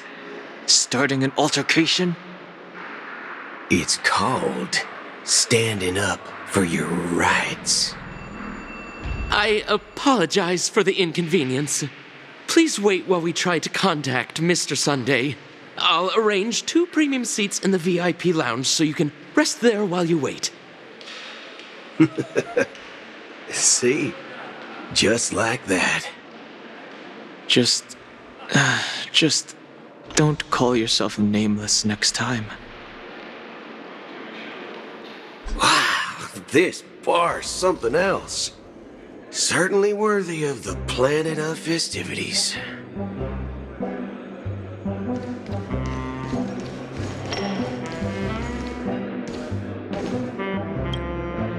Good evening, gentlemen. Hey, I have an order for a bottle of Hasdana's White Oak. Can you help us find it? Hasdana's White Oak? I think there might be a misunderstanding. We don't serve that here. Oh, no way. Are you sure you're not mistaken? If someone had reserved such a beverage, I would definitely remember it. It sells for hundreds of thousands of credits per bottle, after all. I couldn't afford to cover for such an item if it were broken or lost. That's strange. Well, could it be that the memo keeper couldn't afford it? Then what should we do now? Oh, no need to rush. Well, let's grab some drinks first. Maybe I arrived too early and she hasn't come yet. Now, let's see what kind of juice malts you all have here. Well, give me a glass of Heenum Valley, 40 years. I'll have it neat. No ice. Wow, that's the most expensive one on the list. You have a taste for the finer things. It's on the house, anyway. What can I get for you? Anything you recommend is fine. Then I would recommend today's special, Glass Village. It's classic Soul Glad mixed with Laboom juice. It's refreshing and suits your cool demeanor. Just 1 minute. Ah, this flavor. Dynamite barbecue with rocket fuel. Ooh, it really hits the spot. Truly the finest sherry cask-aged malt juice in the cosmos. Dynamite barbecue with rocket fuel. Is that really something that humans enjoy? Hey, this guy doesn't know anything at all. As long as you're satisfied, dear guests, please enjoy. Let's give the memo keeper another half system hour.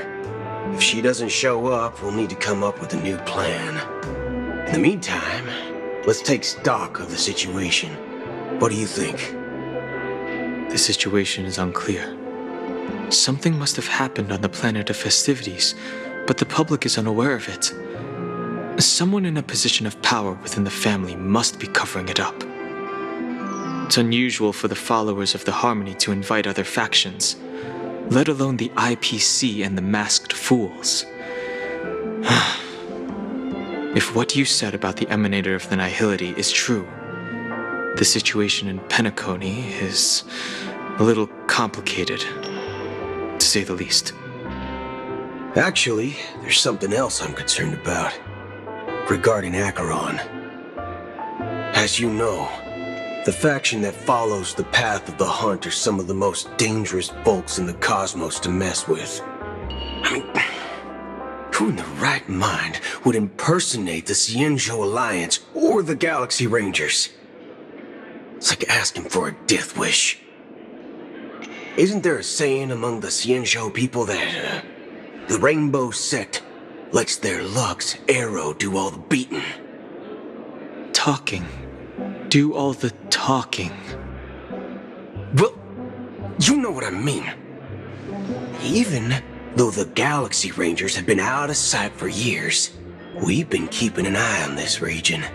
Even the dumbest criminals know better than to mess with the Annihilation Gang, much less the Rangers. But that Acheron lady, she doesn't seem like a lunatic at all. On the contrary, she's highly logical and organized. She knows exactly when to hold back and when to strike without mercy. And you believe that someone like her would have an ulterior motive for impersonating a Galaxy Ranger?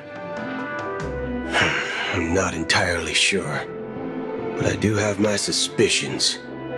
Maybe she knows a Galaxy Ranger, or perhaps she's trying to lure us out for some reason, which I can't figure out.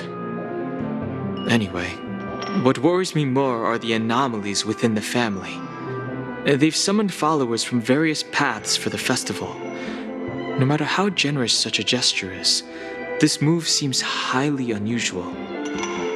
Unless the invitations weren't sent by them. If that's the case, it's even more intriguing that the family insists on organizing the Charmony Festival, despite the chaos. Maybe it's Shipei the Harmony pulling the strings. You find it beyond human understanding because it wasn't arranged by humans at all. People do stupid things out of irrational impulses. They abandon their principles when self-interest is involved. They believe in things they know they shouldn't, and fudge, they even break their own rules. But Eons don't. They stick to their determined path and never turn back, even if they reach a dead end. You think Shipei's will is behind all this? It may not necessarily be Shipei, but there's definitely some higher entity involved. I know it may sound pessimistic, but if human free will were reliable, why would we even need Galaxy Rangers? It's much simpler when you boil it down to the eons and paths. Like how Lon always follows the path of the hunt, or how the Express stays true to the Trailblaze despite Akavili's disappearance. But in my opinion, Akavili's fall holds significance for the Nameless. Oh, so you're saying the Nameless now have to take responsibility for their own choices because their absolutely right leader is gone? Exactly. I believe the purpose of the journey isn't just about following a path that's always considered absolutely right. It's more about doing your best to choose the right path for yourself among countless possibilities, even with limited insight and judgment. I don't know what you've been through, but I agree that people must take responsibility for their choices, because no one else can do it for them. That's why the Galaxy Rangers need to uncover the imposter and figure out her true intentions. Just in case. I have a backup plan if the Memo Keeper doesn't show up. This is my final backup plan. I promise. You sure have a lot of cards up your sleeve. Well, going back to my old career would make things a lot easier. By the way, when you were walking around the hotel, did you happen to see any important-looking guests? What's your plan? It's simple. We just grab some hostages and use them as bargaining chips with the family. Or maybe we can even take their identities. No need for that. We'll return to the Express now. Wait, are you getting scared? Draw your weapon. Let's make a big scene. Are you leaving, esteemed guests? Would you like to cancel that as Donna's White Oak you just ordered? Huh? As Donna's White Oak. But didn't you just say... Ha ha! Looks like you are a bit intoxicated, esteemed guests. You ordered a bottle of Asdana's White Oak just a moment ago. Looks like your memo keeper friend has finally arrived. Oh, right. Sorry, my memory's not the best. You know, too many modifications and all. Anyway, let me check. Well, fork me. It says Donna's White Oak, all right. And there's a note. I'll be waiting for you on the Astral Express. No mistake, that's her message to you. She knew the hotel wasn't safe, so she suggested we find another place. Well, looks like we took a detour, but now it's back to the Astral Express. So, what are we waiting for? Let's go.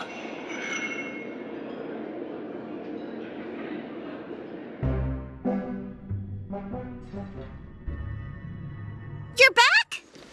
Two guests just boarded saying they were looking for Boot Hill, so I told them to wait in the parlor car. Oh, just in time. 2 guests? Yeah, or 2. Look, we welcome all passengers on the Astral Express, but sneaking in like that, you have no regard for etiquette. My apologies, conductor. It was an oversight on my part. I assumed you were already acquainted with the garden. Given the chaotic situation in Penacony, the Nameless are the only ones we can truly trust right now. You are the memo keeper. Pleased to meet you, Dan Hung. I've seen you in others' memories. And as for Boot Hill, this is our first face-to-face meeting. I hope you enjoyed that bottle of Astana's White Oak. You sure have a refined taste. Finally, Memo Keeper. Well, let's cut to the chase. Spill everything you know. That's precisely what I intend to do. But before that, please allow me to introduce myself. My name is Black Swan, and I serve the Garden of Recollection as a memo keeper. As for Acheron's story, I'm sure she knows it better than I do. Greetings. I'm Acheron. What? You Garden of Recollection shirtbag! You betrayed me! I apologize, but she did that at my request. Due to certain reasons, I have been exiled by the family. Thankfully, this memo keeper came to my aid and helped me escape their surveillance unnoticed. To be honest, it was more like stalking than helping. And the process was far from unnoticed. But we did escape. I asked her to guide me to a place beyond the family's reach and to contact a few trustworthy individuals, namely all of you. Trustworthy? Son of a nice lady. You think I'm dumb or something? How about this? I'll put a few bullet holes in your head and see what secrets spill out. Then, we can talk about trust. It doesn't have to be like that. I'm willing to answer all your questions, but not right now. If my cover hadn't been blown, we might have had more time, but at the moment, we don't have any other options. No other options? What do you mean? This is the only way I can ensure everyone's safety. I kindly request an immediate warp jump out of the Astana star system.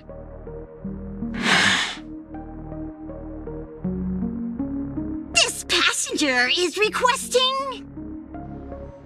As far as I can tell, she's not a threat and seems to be telling the truth. I've briefly traveled with your companions and know their whereabouts, Dan Hung. Please rest assured, Your nameless companions are safe, but they need our help. As for Boot Hill, you may have guessed, I've been waiting for you. Galaxy Rangers are known for their elusive nature and limited contact with each other, so this was the only way I could reach out to you. Only by doing this can I find a true Galaxy Ranger and fulfill a long-standing promise. To return his relics to their rightful owner.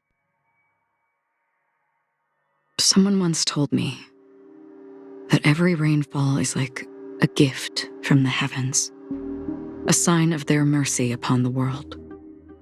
Raindrops are said to be the tears of the gods, shed in response to the sorrows of the world. Their constant pouring is a reminder that the gods haven't abandoned us yet. So, how long has this rain been going on for? I used to believe, just like you, that it would eventually stop. Years and decades passed. And in the end, such hope faded away before the rain did. Looks like the God you mentioned doesn't exist after all.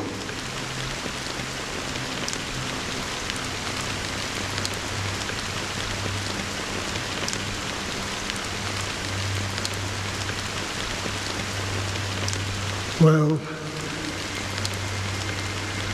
let me share a story with you. Mortals who walk the paths are like sailors on a vast ocean, leaving behind a trail that creates countless ripples of possibilities. These ripples last longer than the fleeting lifetimes of humans. And for some, their presence leaves such a strong mark that it's reflected in the waves. Like those shadows on the ocean. Sin-thirsters, the obsessions of the Pathstriders, they emerge from the depths of IX, seeing themselves as masters of their own destiny, unknowingly repeating the actions of their past lives. They emerge from the nihility and head toward it, leading purposeless lives. However, these hollow phantoms, they were once my dear companions. A group of Galaxy Rangers. Are you watching over them? Watching over them? No. I'm guiding them toward transcendence. It was a brutal war. A crusade that shook the universe. The universe witnessed the fall of Zulo, the Lord Ravager, but it came at a price. A price so hefty that only those who were there still remember. The unwavering determination of the Hunt followers persists even in death. So someone must guide these lost souls to their life beyond. They were heroes in their time, and they shouldn't be reduced to mere puppets of the nihility. As for me, I've suffered too many losses on that battlefield to advance any further. And that makes me the most fitting person to carry out this task. But you know, these sin thirsters, they're not who they used to be. Does this seem pointless to you? Well, some tasks have to be done, even if they are pointless.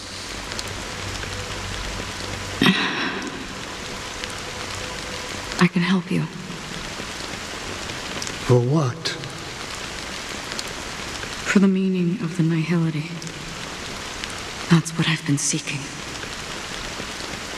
I see. After all, this realm is off limits to ordinary souls, right? Thank you, stranger. I wish that you find what you seek. Before we part ways, I have one more question. It is true that their actions and even their entire lives may seem pointless from our perspective.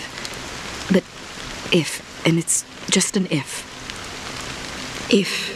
this is what the departed ones expected,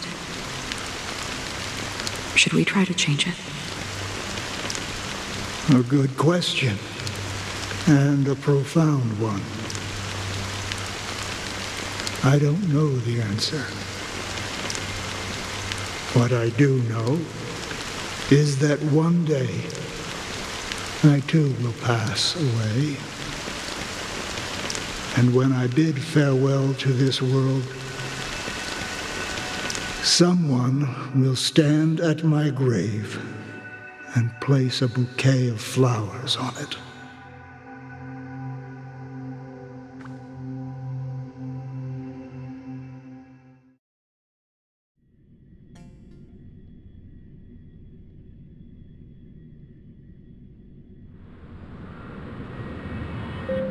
When I appeared as a child, my speech, mindset, and soul reflected immaturity and innocence.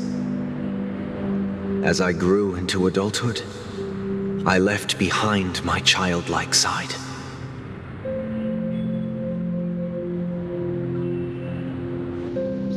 I humbly request your blessings, esteemed advocate of Shipe.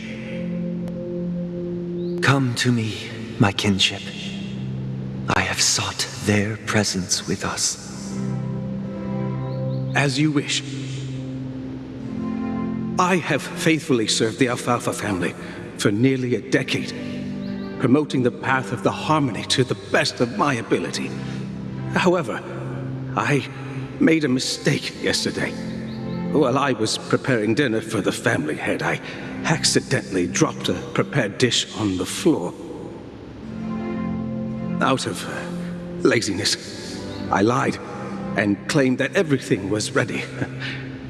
Although the head has dismissed me as punishment, it has been tough to sleep with the guilt still gnawing at me, as I worried that the seeds of evilness may have taken root in my soul.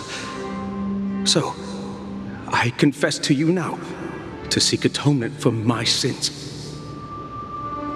Do you sincerely repent and vow to change your ways? Yes. Have you examined your soul and confessed all your sins? Oh, yes. Are you willing to accept the process of atonement? Yes. Very well. Show your dedication and goodwill to the family, and you shall be reinstated among them. Now, please, leave in peace. Oh, praise Shipe. And thank you, esteemed advocate. Next, please step forward. I wholeheartedly confess to you. Please, pardon my sins. Rest assured, I have implored their presence to be with us. As long as you are sincere, absolution will be granted. Oh, great. You know, I arrived in Penacony as a stowaway. I sold everything to get a ticket. My house, my land, and my 2 children. I see. Please, go on. My children were starving, and I hoped they'd have a chance at survival if they became slaves here. If I can strike it rich here, I'll lift them out of that situation and give them the life they deserve. But the Bloodhound family got wind of it. They're on my tail, hunting me down. I thought I could bring my kids here. It was all my fault. All my fault. The family is ready to forgive all sinners. I'll ask the Bloodhound family to cease their pursuit. You don't need to live in fear anymore. Oh, thank you. Thank you. I'll work my hardest to redeem my children and make them part of the family. Praise the harmony! Next, please step forward. Hey! Long time no see, Mr. Sunday. The most esteemed individual in Penacony, and the next leader of the Oak family, right? I have sought their presence with us. Let us proceed. Sure. Let's just get this over with. I have sinned. Please forgive me. I wasted half a pizza at breakfast and a bottle of Soul Glad. That's it. Nothing more. Can we wrap this up? I've got a robo-ball game to catch, you know? Do you seek to atone for your sins through good deeds? My sins? Wow, started to sound like a saint, huh? Well, let me tell you something. Neither the family nor you have the right to judge me. You think nobody knows what your precious family has done? About the watchmaker? Huh? Don't kid yourself, Featherbrain. Those dream chasers might be fooled by your act, but don't fool yourself. Before you start spouting off your holy verses, answer me this. Where does the power of the Oak family come from? And your power? What makes you think you can sit there all high and mighty, looking down on everyone else? Well, I've spent enough time in confession today to enter the Harmony's paradise, right? Then I'll take my leave. Good luck with your election, and, don't make me regret my investments in you.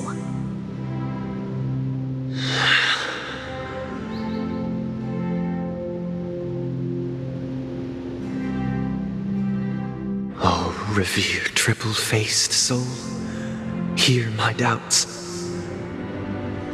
Who can judge the strong when their power hides their crimes? Who can vouch for the weak when they will pay any price to survive? Who can comfort the purest souls when even they get led astray? If the strong defending the weak is truly the foundation of paradise, then who is responsible for the suffering and anguish in this wretched world?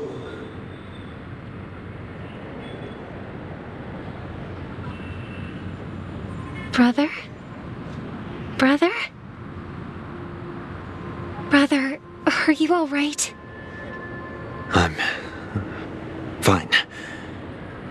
I've been working long hours, and I just made a trip to Dreamflux Reef and back. So, I'm a bit out of sorts. but it'll all be over before we know it. You've been working non-stop on the Charmony Festival, Mr. Sunday, and no one could have predicted this incident. Even if the Stellaron does pose a grave threat, I still feel sorry for all the trouble we've caused you. No need to worry about troubling anyone. The Charmony Festival was meant to spread joy and harmony across the cosmos. But now that we know the truth, I'm afraid we'll have to cancel it. It has always been our wish to make everyone happy, so we'll do our best to explain everything to the Dream Master. I'm sure he'll understand. Even if the negotiation does not go smoothly, I'll refuse to go on stage. Without the Chord Master, the Harmonious Choir would not arrive, and the Charmony Festival would be just a grand performance, and nothing more. I'm relieved to see your determination. You know, since arriving in Penacony, we haven't had any contact with this Dream Master himself. I'd heard of the heads of the 5 major lineages, but the Dream Master is a mystery to me. The Dream Master rarely grants an audience, even for us. But, given the urgency of the situation, he's agreed to meet us in person. Perhaps you'll be the first guest to meet the Dream Master in years, Mr. Yang. Let's hope we can reach a consensus that satisfies everyone. Indeed. Let us hope so. It's about time. We'll have to get ready for the meeting. I apologize for any inconvenience caused by the urgency. Don't worry. I'll be waiting here. Oh, dear. It's Mr. Sunday! Hey, come over here! Looks like someone needs help. Let's go check it out.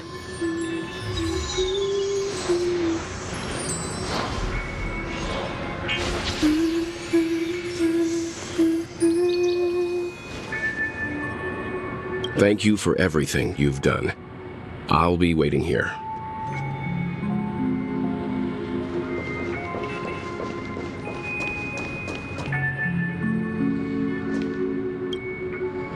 Oh, Mr. Sunday. Hey there!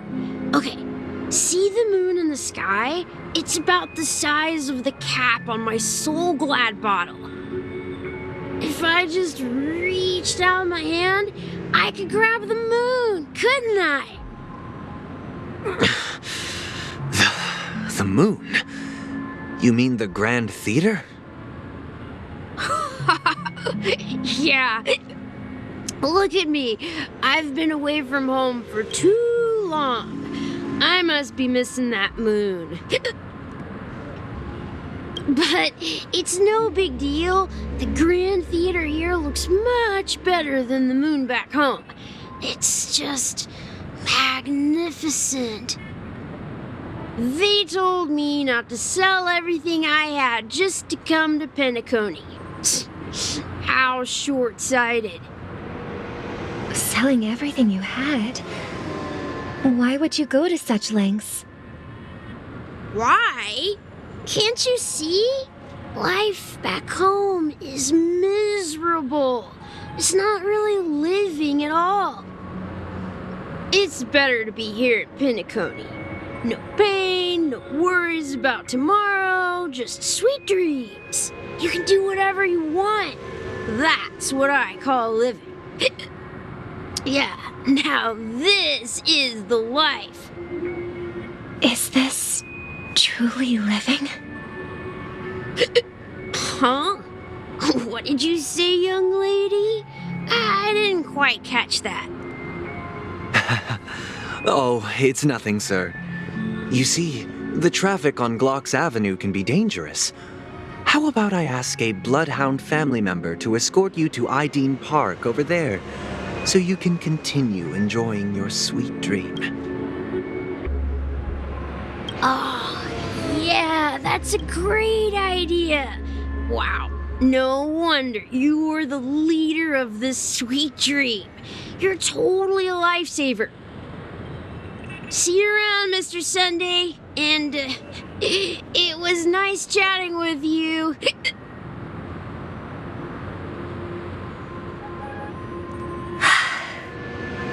What's up, sister? This is the land of the dreams. But why do they live like this? The man we ran into, he doesn't seem happy at all.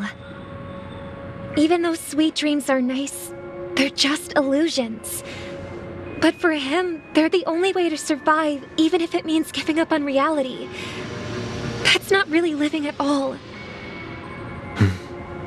I suppose you have a point. But, in my opinion, that's how most people live their lives. Why do you say that? You think that man is not actually living, but that's not quite accurate. Even without Penacony, people create their own illusions called self-value. People believe they have a predetermined value to fulfill.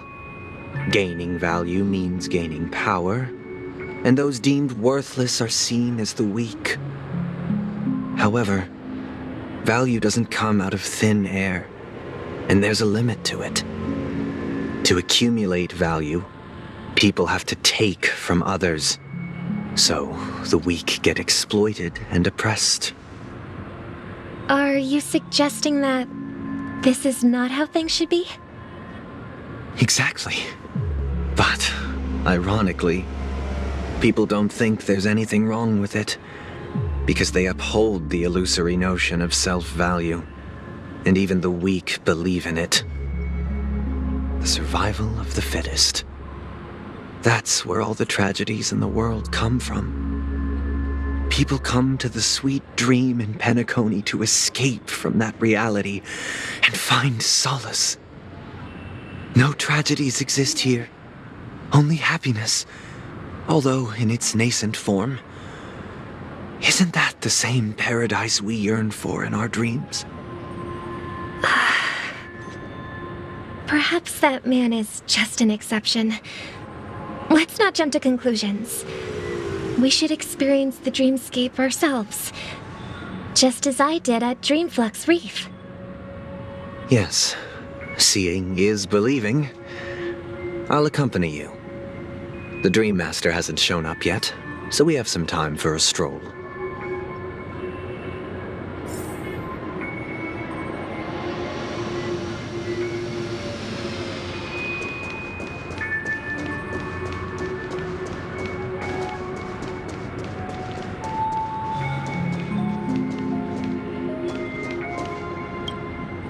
Glad to meet you again, Robin. How are the preparations for the Charmony Festival coming along? We're all so excited about it. It's going smoothly. Thanks for making the trip to join the festival. You're too kind, Robin. It's a pleasure to have guests from all over the universe celebrating day and night. I can't stand being lonely or bored, so this jubilant dreamscape is perfect for me. But if this went on forever, would it get boring too? Nah, not at all. Who would get tired of having so much fun? Every day, you get to wear fancy clothes, explore all sorts of dream bubbles, indulge in delicious food without gaining weight, and you never get old or sick. As long as you can afford a room, this place is the ultimate paradise. But you know that only a few things can be brought back from the dreamscape to reality, right? That's exactly why I don't plan on bringing anything back. Just enjoying the dream itself is good enough for me. I mean, I'm not one of those long-living species. I only have around 60 or 70 years in this lifetime, and there's so much to worry about.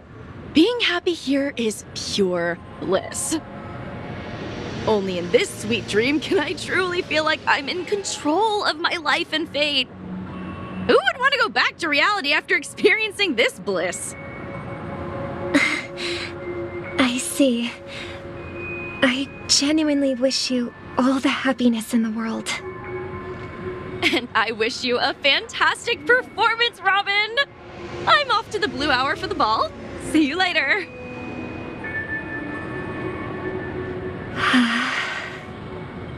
Seems like that guest's perspective didn't resonate with you either. She had a valid point, and I could sense her genuine happiness. It's just that... What you're trying to say is, she thinks she's in control of her life, but in reality, she's just escaping from reality and seeking solace in this sweet dream. Once she steps out of this sanctuary, everything will be lost. Well, she did make mention of being able to afford a room, didn't she? However, the paradise in our dreams, it doesn't have to end. No, and the paradise we yearn for shouldn't be just a fleeting dream either.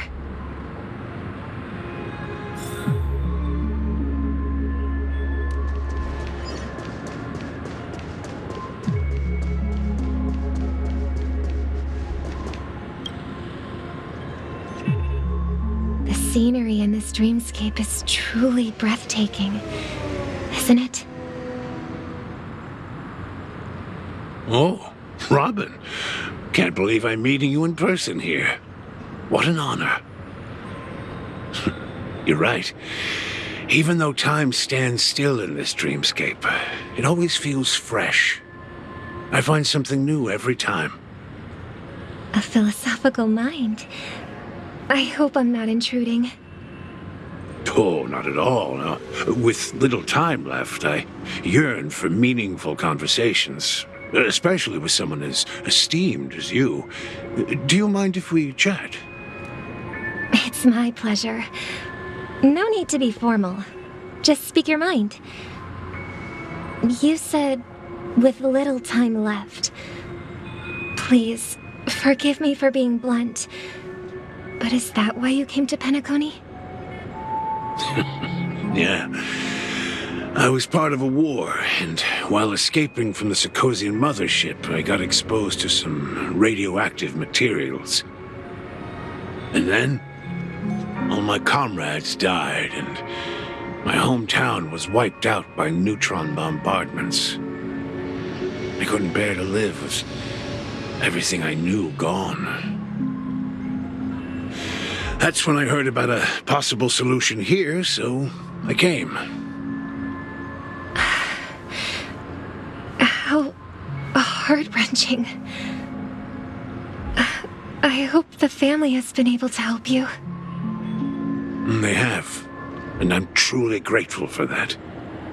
They provided me with a comfortable room, the most advanced life support devices in the cosmos, and a stellar team of caregivers. My physical body is now in the dream pool, sustained by life support. The me you see here is whole, rational, and no different from any other person. But I can't say the same for the me in the hotel room. My true appearance. Well, I hope you never have to witness it, Robin. So, you'll be living forever in this dreamscape, right? Just being able to live at all is good enough for me. Whether it's in this dreamscape or not, well, I don't really have much say in the matter. My world has been torn apart, and my life could end any second. So, even if this whole place is an illusion, it's still my paradise, and I'll treasure every moment I spend here. How I envy those everlasting things. That old man's story. It's so tragic. Fortunately, this sweet dream gives him joyful memories to hold on to for the rest of his life. That's precisely why this sweet dream in Penacony exists. However, even this sweet dream has its limitations. While it provides solace to the disillusioned, it can't completely eliminate pain in reality. There will be a way out. Penacony is already on the right track.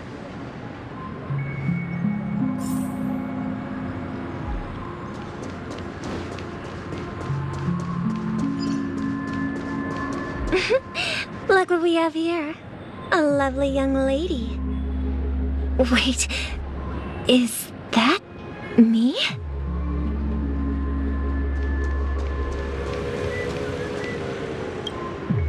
Brother, what a surprise to see you again. Show yourself. Your trick won't work on us. I've heard that a skilled mass fool received an invitation too. That must be you, right? Did you enjoy yourself? Barely. The people here are way too gullible. A little bait is all it takes for them to bite. And they run away at the slightest hint of danger. In other words, they're naive and cowardly. Now that you've had your fill, it'd be wise to leave before it's too late. The music of the harmony doesn't tolerate discord. What? Now that you have the real Robin, I'm useless? Oh, how disheartening. I've done so much for the family. You should be thanking me, because if it weren't for me cleaning up this mess, Penacony would still be in shambles. Don't you think?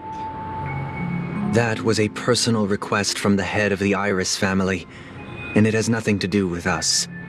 Step aside and stop causing trouble for the Charmony Festival. The Charmony Festival? You think you can scare me? You think I've no idea what you're planning? I don't care what you're thinking, chicken wing boy. But I'm pretty sure our lovely Robin won't be appearing on stage. After all, you're well aware of what a sorry state this dreamscape is in under the banner of harmony. Penacony, the land of the dreams. Is this truly the paradise you desire? Stop it. What's the rush, chicken wing boy? Did I get to you?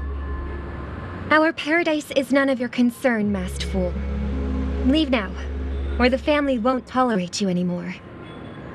All right. I'll go. But Robin, I suggest you seriously consider this.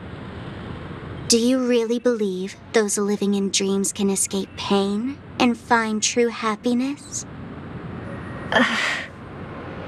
Well, I've done my part, and now I'm simply waiting for the fireworks to begin. Here, the last 2 gifts for both of you. And don't lose them. If by some unfortunate chance the Charmony Festival starts against all odds, remember to use them during the show. And it'll be thrilling. Bang! I heard a raven cawing in the distance. It seems the Dream Master will arrive soon. Grab a bottle of Soul Glad.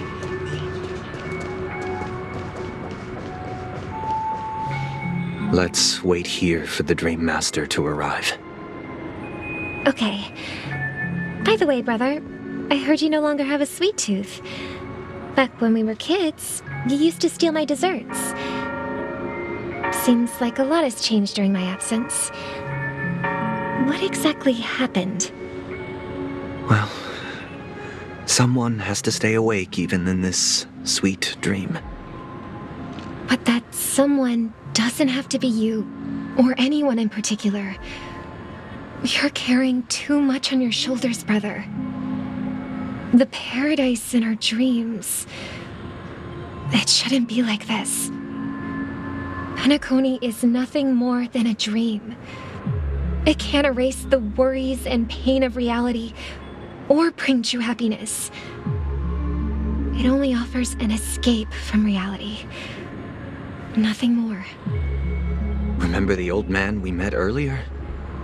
Without this dream, he might have completely lost himself. That might be true, but even without Penacony, he could have chosen another path. As far as I know, the Intelligentsia Guild has been promoting their rehabilitation techniques for a long time now. That path may have been more ordinary and challenging, but now he is receiving hospice care in a comatose state, and his fate is sealed. Is Penacony granting these people a future? Or is it taking it away from them? Well, don't forget this. Not everyone really has a future. The future for humanity is like the sky for birds. People mistakenly believe that flight is inherent to birds because they've never witnessed those birds crashing to their death. Do you remember how we took in that little Charmony dove when we were young? Yeah, we took care of it. Provided food and water, groomed its feathers. And later, when I decided to leave Penacony, I opened the cage and set it free. Well, I didn't mention what happened to it in my letters because I didn't want to upset you.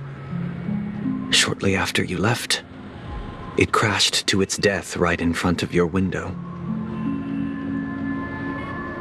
I had surmised as much. I knew you wouldn't have avoided mentioning the bird for no reason. Despite that unfortunate outcome, I still believe it was the right decision. Birds aren't meant to spend their lives in cages. They belong in the sky, even if they can't fly. But here's the thing. If there are birds in this world that can never fly, can we really assert that they belong in the sky? Are you implying that the same goes for humans too? Let's take the Astral Express as an example. The Nameless made tremendous efforts to bridge worlds, gaining fame across the universe. However, only a few extraordinary individuals can endure such a perilous journey. That's because the pursuit of the Trailblaze exceeds the capabilities of ordinary humans. Otherwise, why would this path be filled with broken rails, an abandoned express, and even a fallen eon? That's just sophistry. If that were true, then only the powerful would have the right to determine the future. Unfortunately, that's exactly what happens. Another name for the future is self-value. While this world has its fair share of heroes who inspire people and garner admiration for their heroic deeds, the majority of ordinary people will never become heroes in their lifetime. Some are born weak and vulnerable. Some find themselves trapped in unfortunate circumstances. Some fall victim to malice and cowardice. When it comes to survival, everyone is equal. And the weak can only watch as their value gets constantly diminished by external forces. That's why we should care for the weak and support them as if their suffering were our own. That's what the Odes of Harmony have always taught us. While the Harmony holds noble aspirations, the strong will always be strong, and the weak will always be weak. Even in this carefree dream. Human nature contains greatness, but it also harbors inherent weaknesses that can't be eradicated. In the end, if people can't even secure their own survival, they won't care about the illusory future of equality. As long as the law of survival of the fittest prevails, there will always be fledglings crashing to their death. But if people don't live for the future, do they merely exist for survival? If even you, My brother, don't believe that the harmony will save the weak, then which eon can make our dreams come true?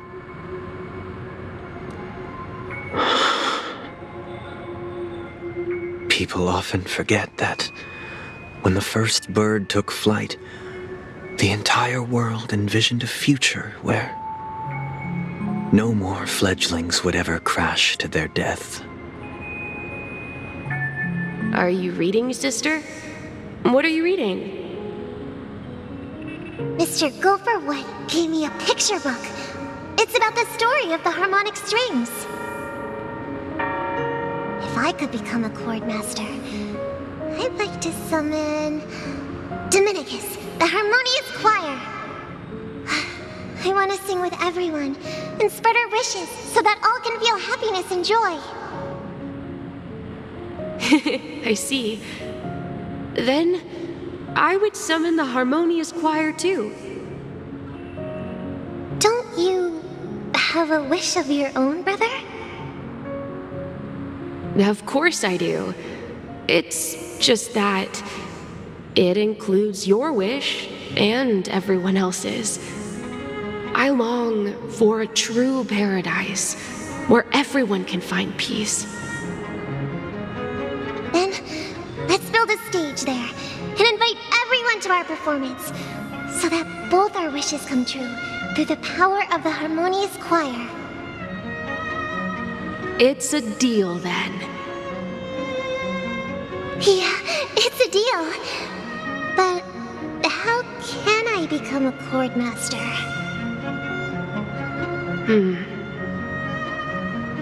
Maybe you'll have to become a star first.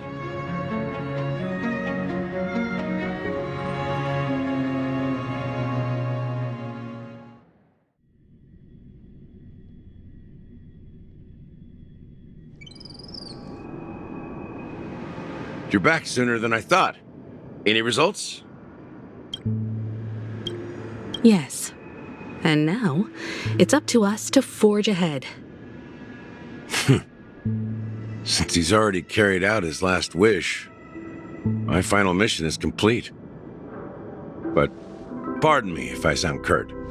It's good to have determination. The path Mikhail left for you is not an easy one to tread. Why else would he have chosen to sleep in solitude, staking everything on some nameless in the future? But you have the numbers, and in numbers comes strength. So that might just delay your inevitable a little more. Got any more encouraging words? As I see it, relying on Welt's negotiations alone is far from enough. Regardless of whether the other party will be compliant, negotiating simply allows us to meet them as equals and won't grant us an upper hand.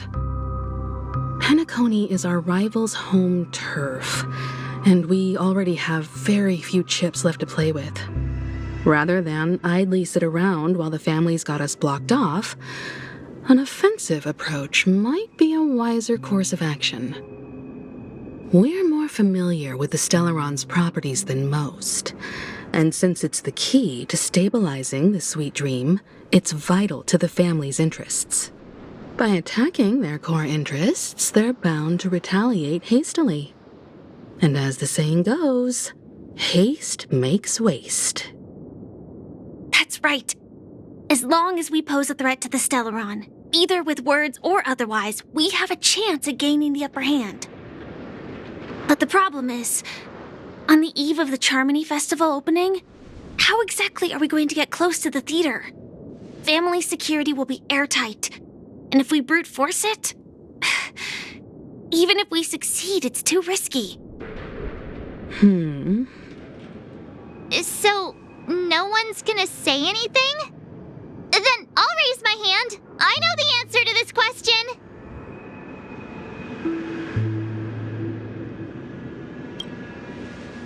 Why are you speaking like the General of the Law Fu?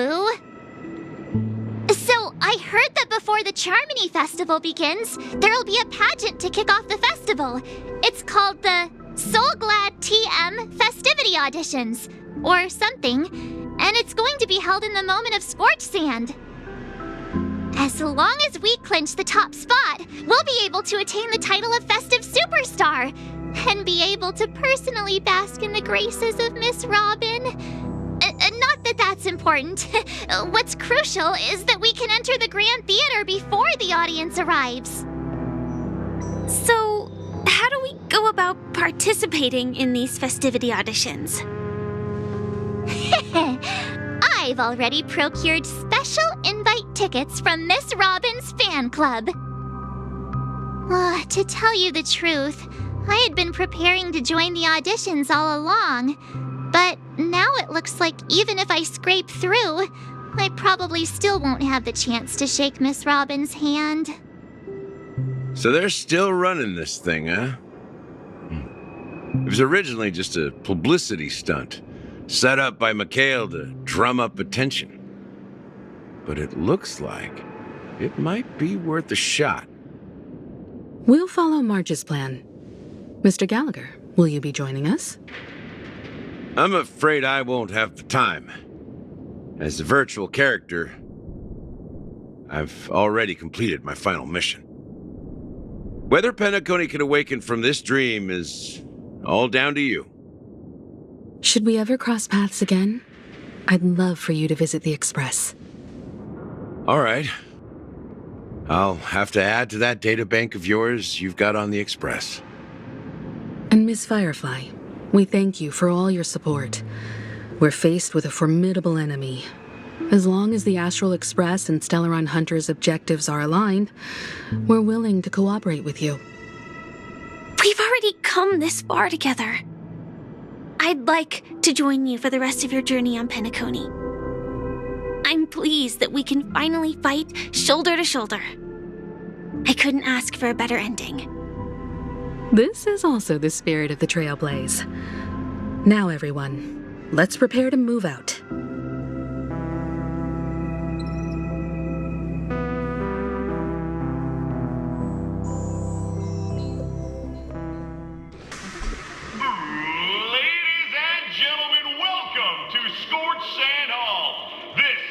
Challengers thrive and dream chasers shine, all under the watchful eye of the entire universe.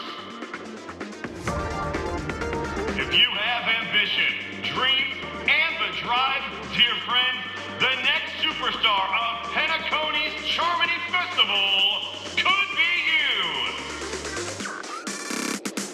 Oh, wow! They've really outdone themselves! Oh, I'm starting to get excited! Behold, here come 4 friends with spirits high and full of zeal. Are you aspiring to be the superstars of the festival? Is he talking about us? Yes, you! There's no doubt about it. I see you have all the potential of a superstar in you. Excuse me, you 4. What are you hoping to get out of all this? As the last group of contestants, how confident are you in overcoming all of the challenges? Would you be open to a brief exclusive interview with us? It'll be quick. Your journey is long and fraught with peril, yet under a sky blanketed by banners, you vie for the crown. The sword and rose! Protect the beauty! The beauty! The beauty! Magnificent and majestic! A knight's head is hard as steel. Brother Lance's focus is stubborn as a heel. We don't all have to be winners, but if we don't have fun, we'd all be sinners. People are pouring in. It kind of feels like all sorts of baddies are showing up. Let's get in there quickly and enter the competition. Ladies and gentlemen, please, make way. Make way. Coming towards us now is one of Penacony's top 10 wealthiest tycoons and the soul-glad business empire's founder, Mr. Ideen. Allow me to introduce myself. I'm the director of Soulglad's factory, Ideen Lida. My four friends, introduce yourselves to the audience across the cosmos. Hello, everybody. I'm Himiko, a nameless from the Astral Express, and these are my companions. Don't you guys need to hide your identities? Can't hide it anyways. Penacony is plastered with our posters. And because the Astral Express is so well known, the family won't dare to make any rash moves.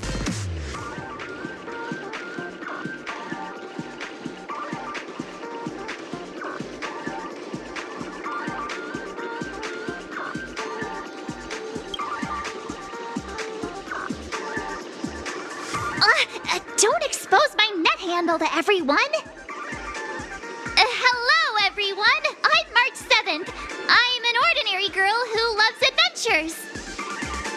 Hello, everyone. I'm Firefly. I am also an ordinary girl who enjoys adventures. So it's a bunch of nameless guests.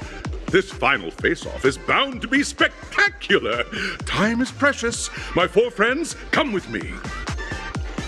Grab a bottle of Soul Glad and make your dreams a blast.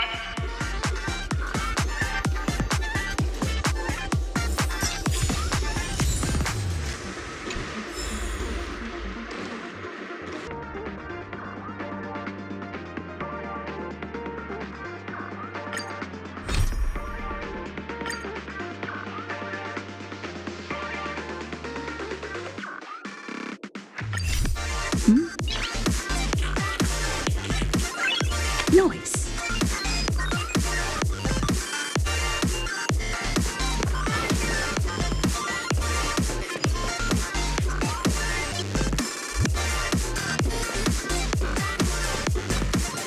This place is buzzing.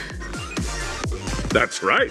This venue is a miniature representation of that time known as the era filled with boundless possibilities.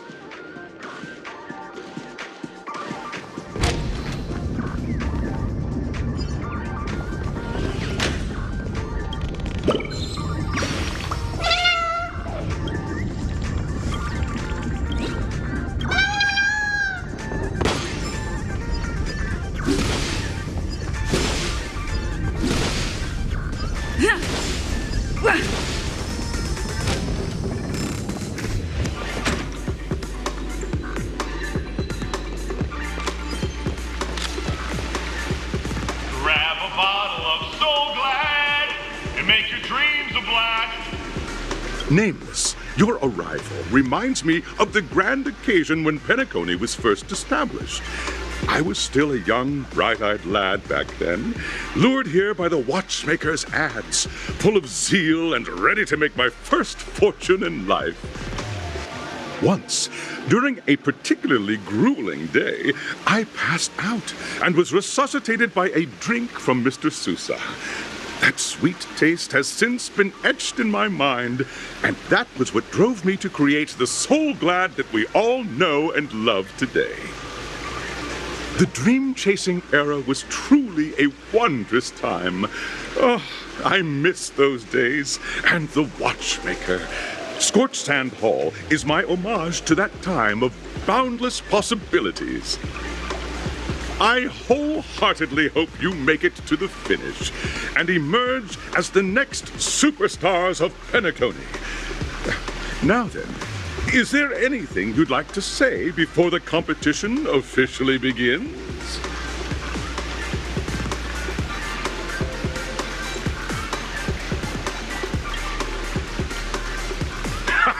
That's the trailblazing spirit. How about you, Miss March? Hello, everyone! Next up, get ready for the Mega March 7th Adventure, where I'm going to break the speedrun world record! Trailblazing into the uncharted and challenging the limits. That's Miss March 7th for you. How about Miss Firefly? I hope that by the end of this journey, everyone will have achieved the outcome that they hoped for. Ah, a wonderful wish! Miss Himiko, What are you expecting from your team? Safety first, everyone. Simple words, but full of warmth. Waiting for you are 3 stages, each connected to that era. The first 2 stages offer 2 distinct paths to choose from, with unique challenges on each route. And in the last stage, you will face off against a champion who has defended the title to this very day. A beloved contender whose noble virtues are unrivaled. Those are the rules. Simple. Everyone clear? Now then, I hereby announce that the 33rd Scorched Sand Festival of the 20th season, sponsored by Soul Glad Enterprises, has started.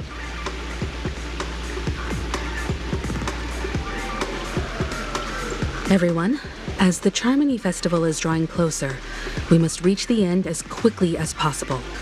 Factoring in efficiency and safety, splitting up into 2 groups is the best choice. March and I haven't known Miss Firefly for too long and aren't overly familiar with her. It'd probably be better if the 2 of you paired up. Fine by me. Let's do it. All right. I don't have a problem with that.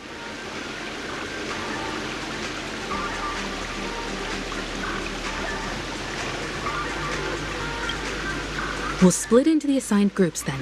Let's not waste time.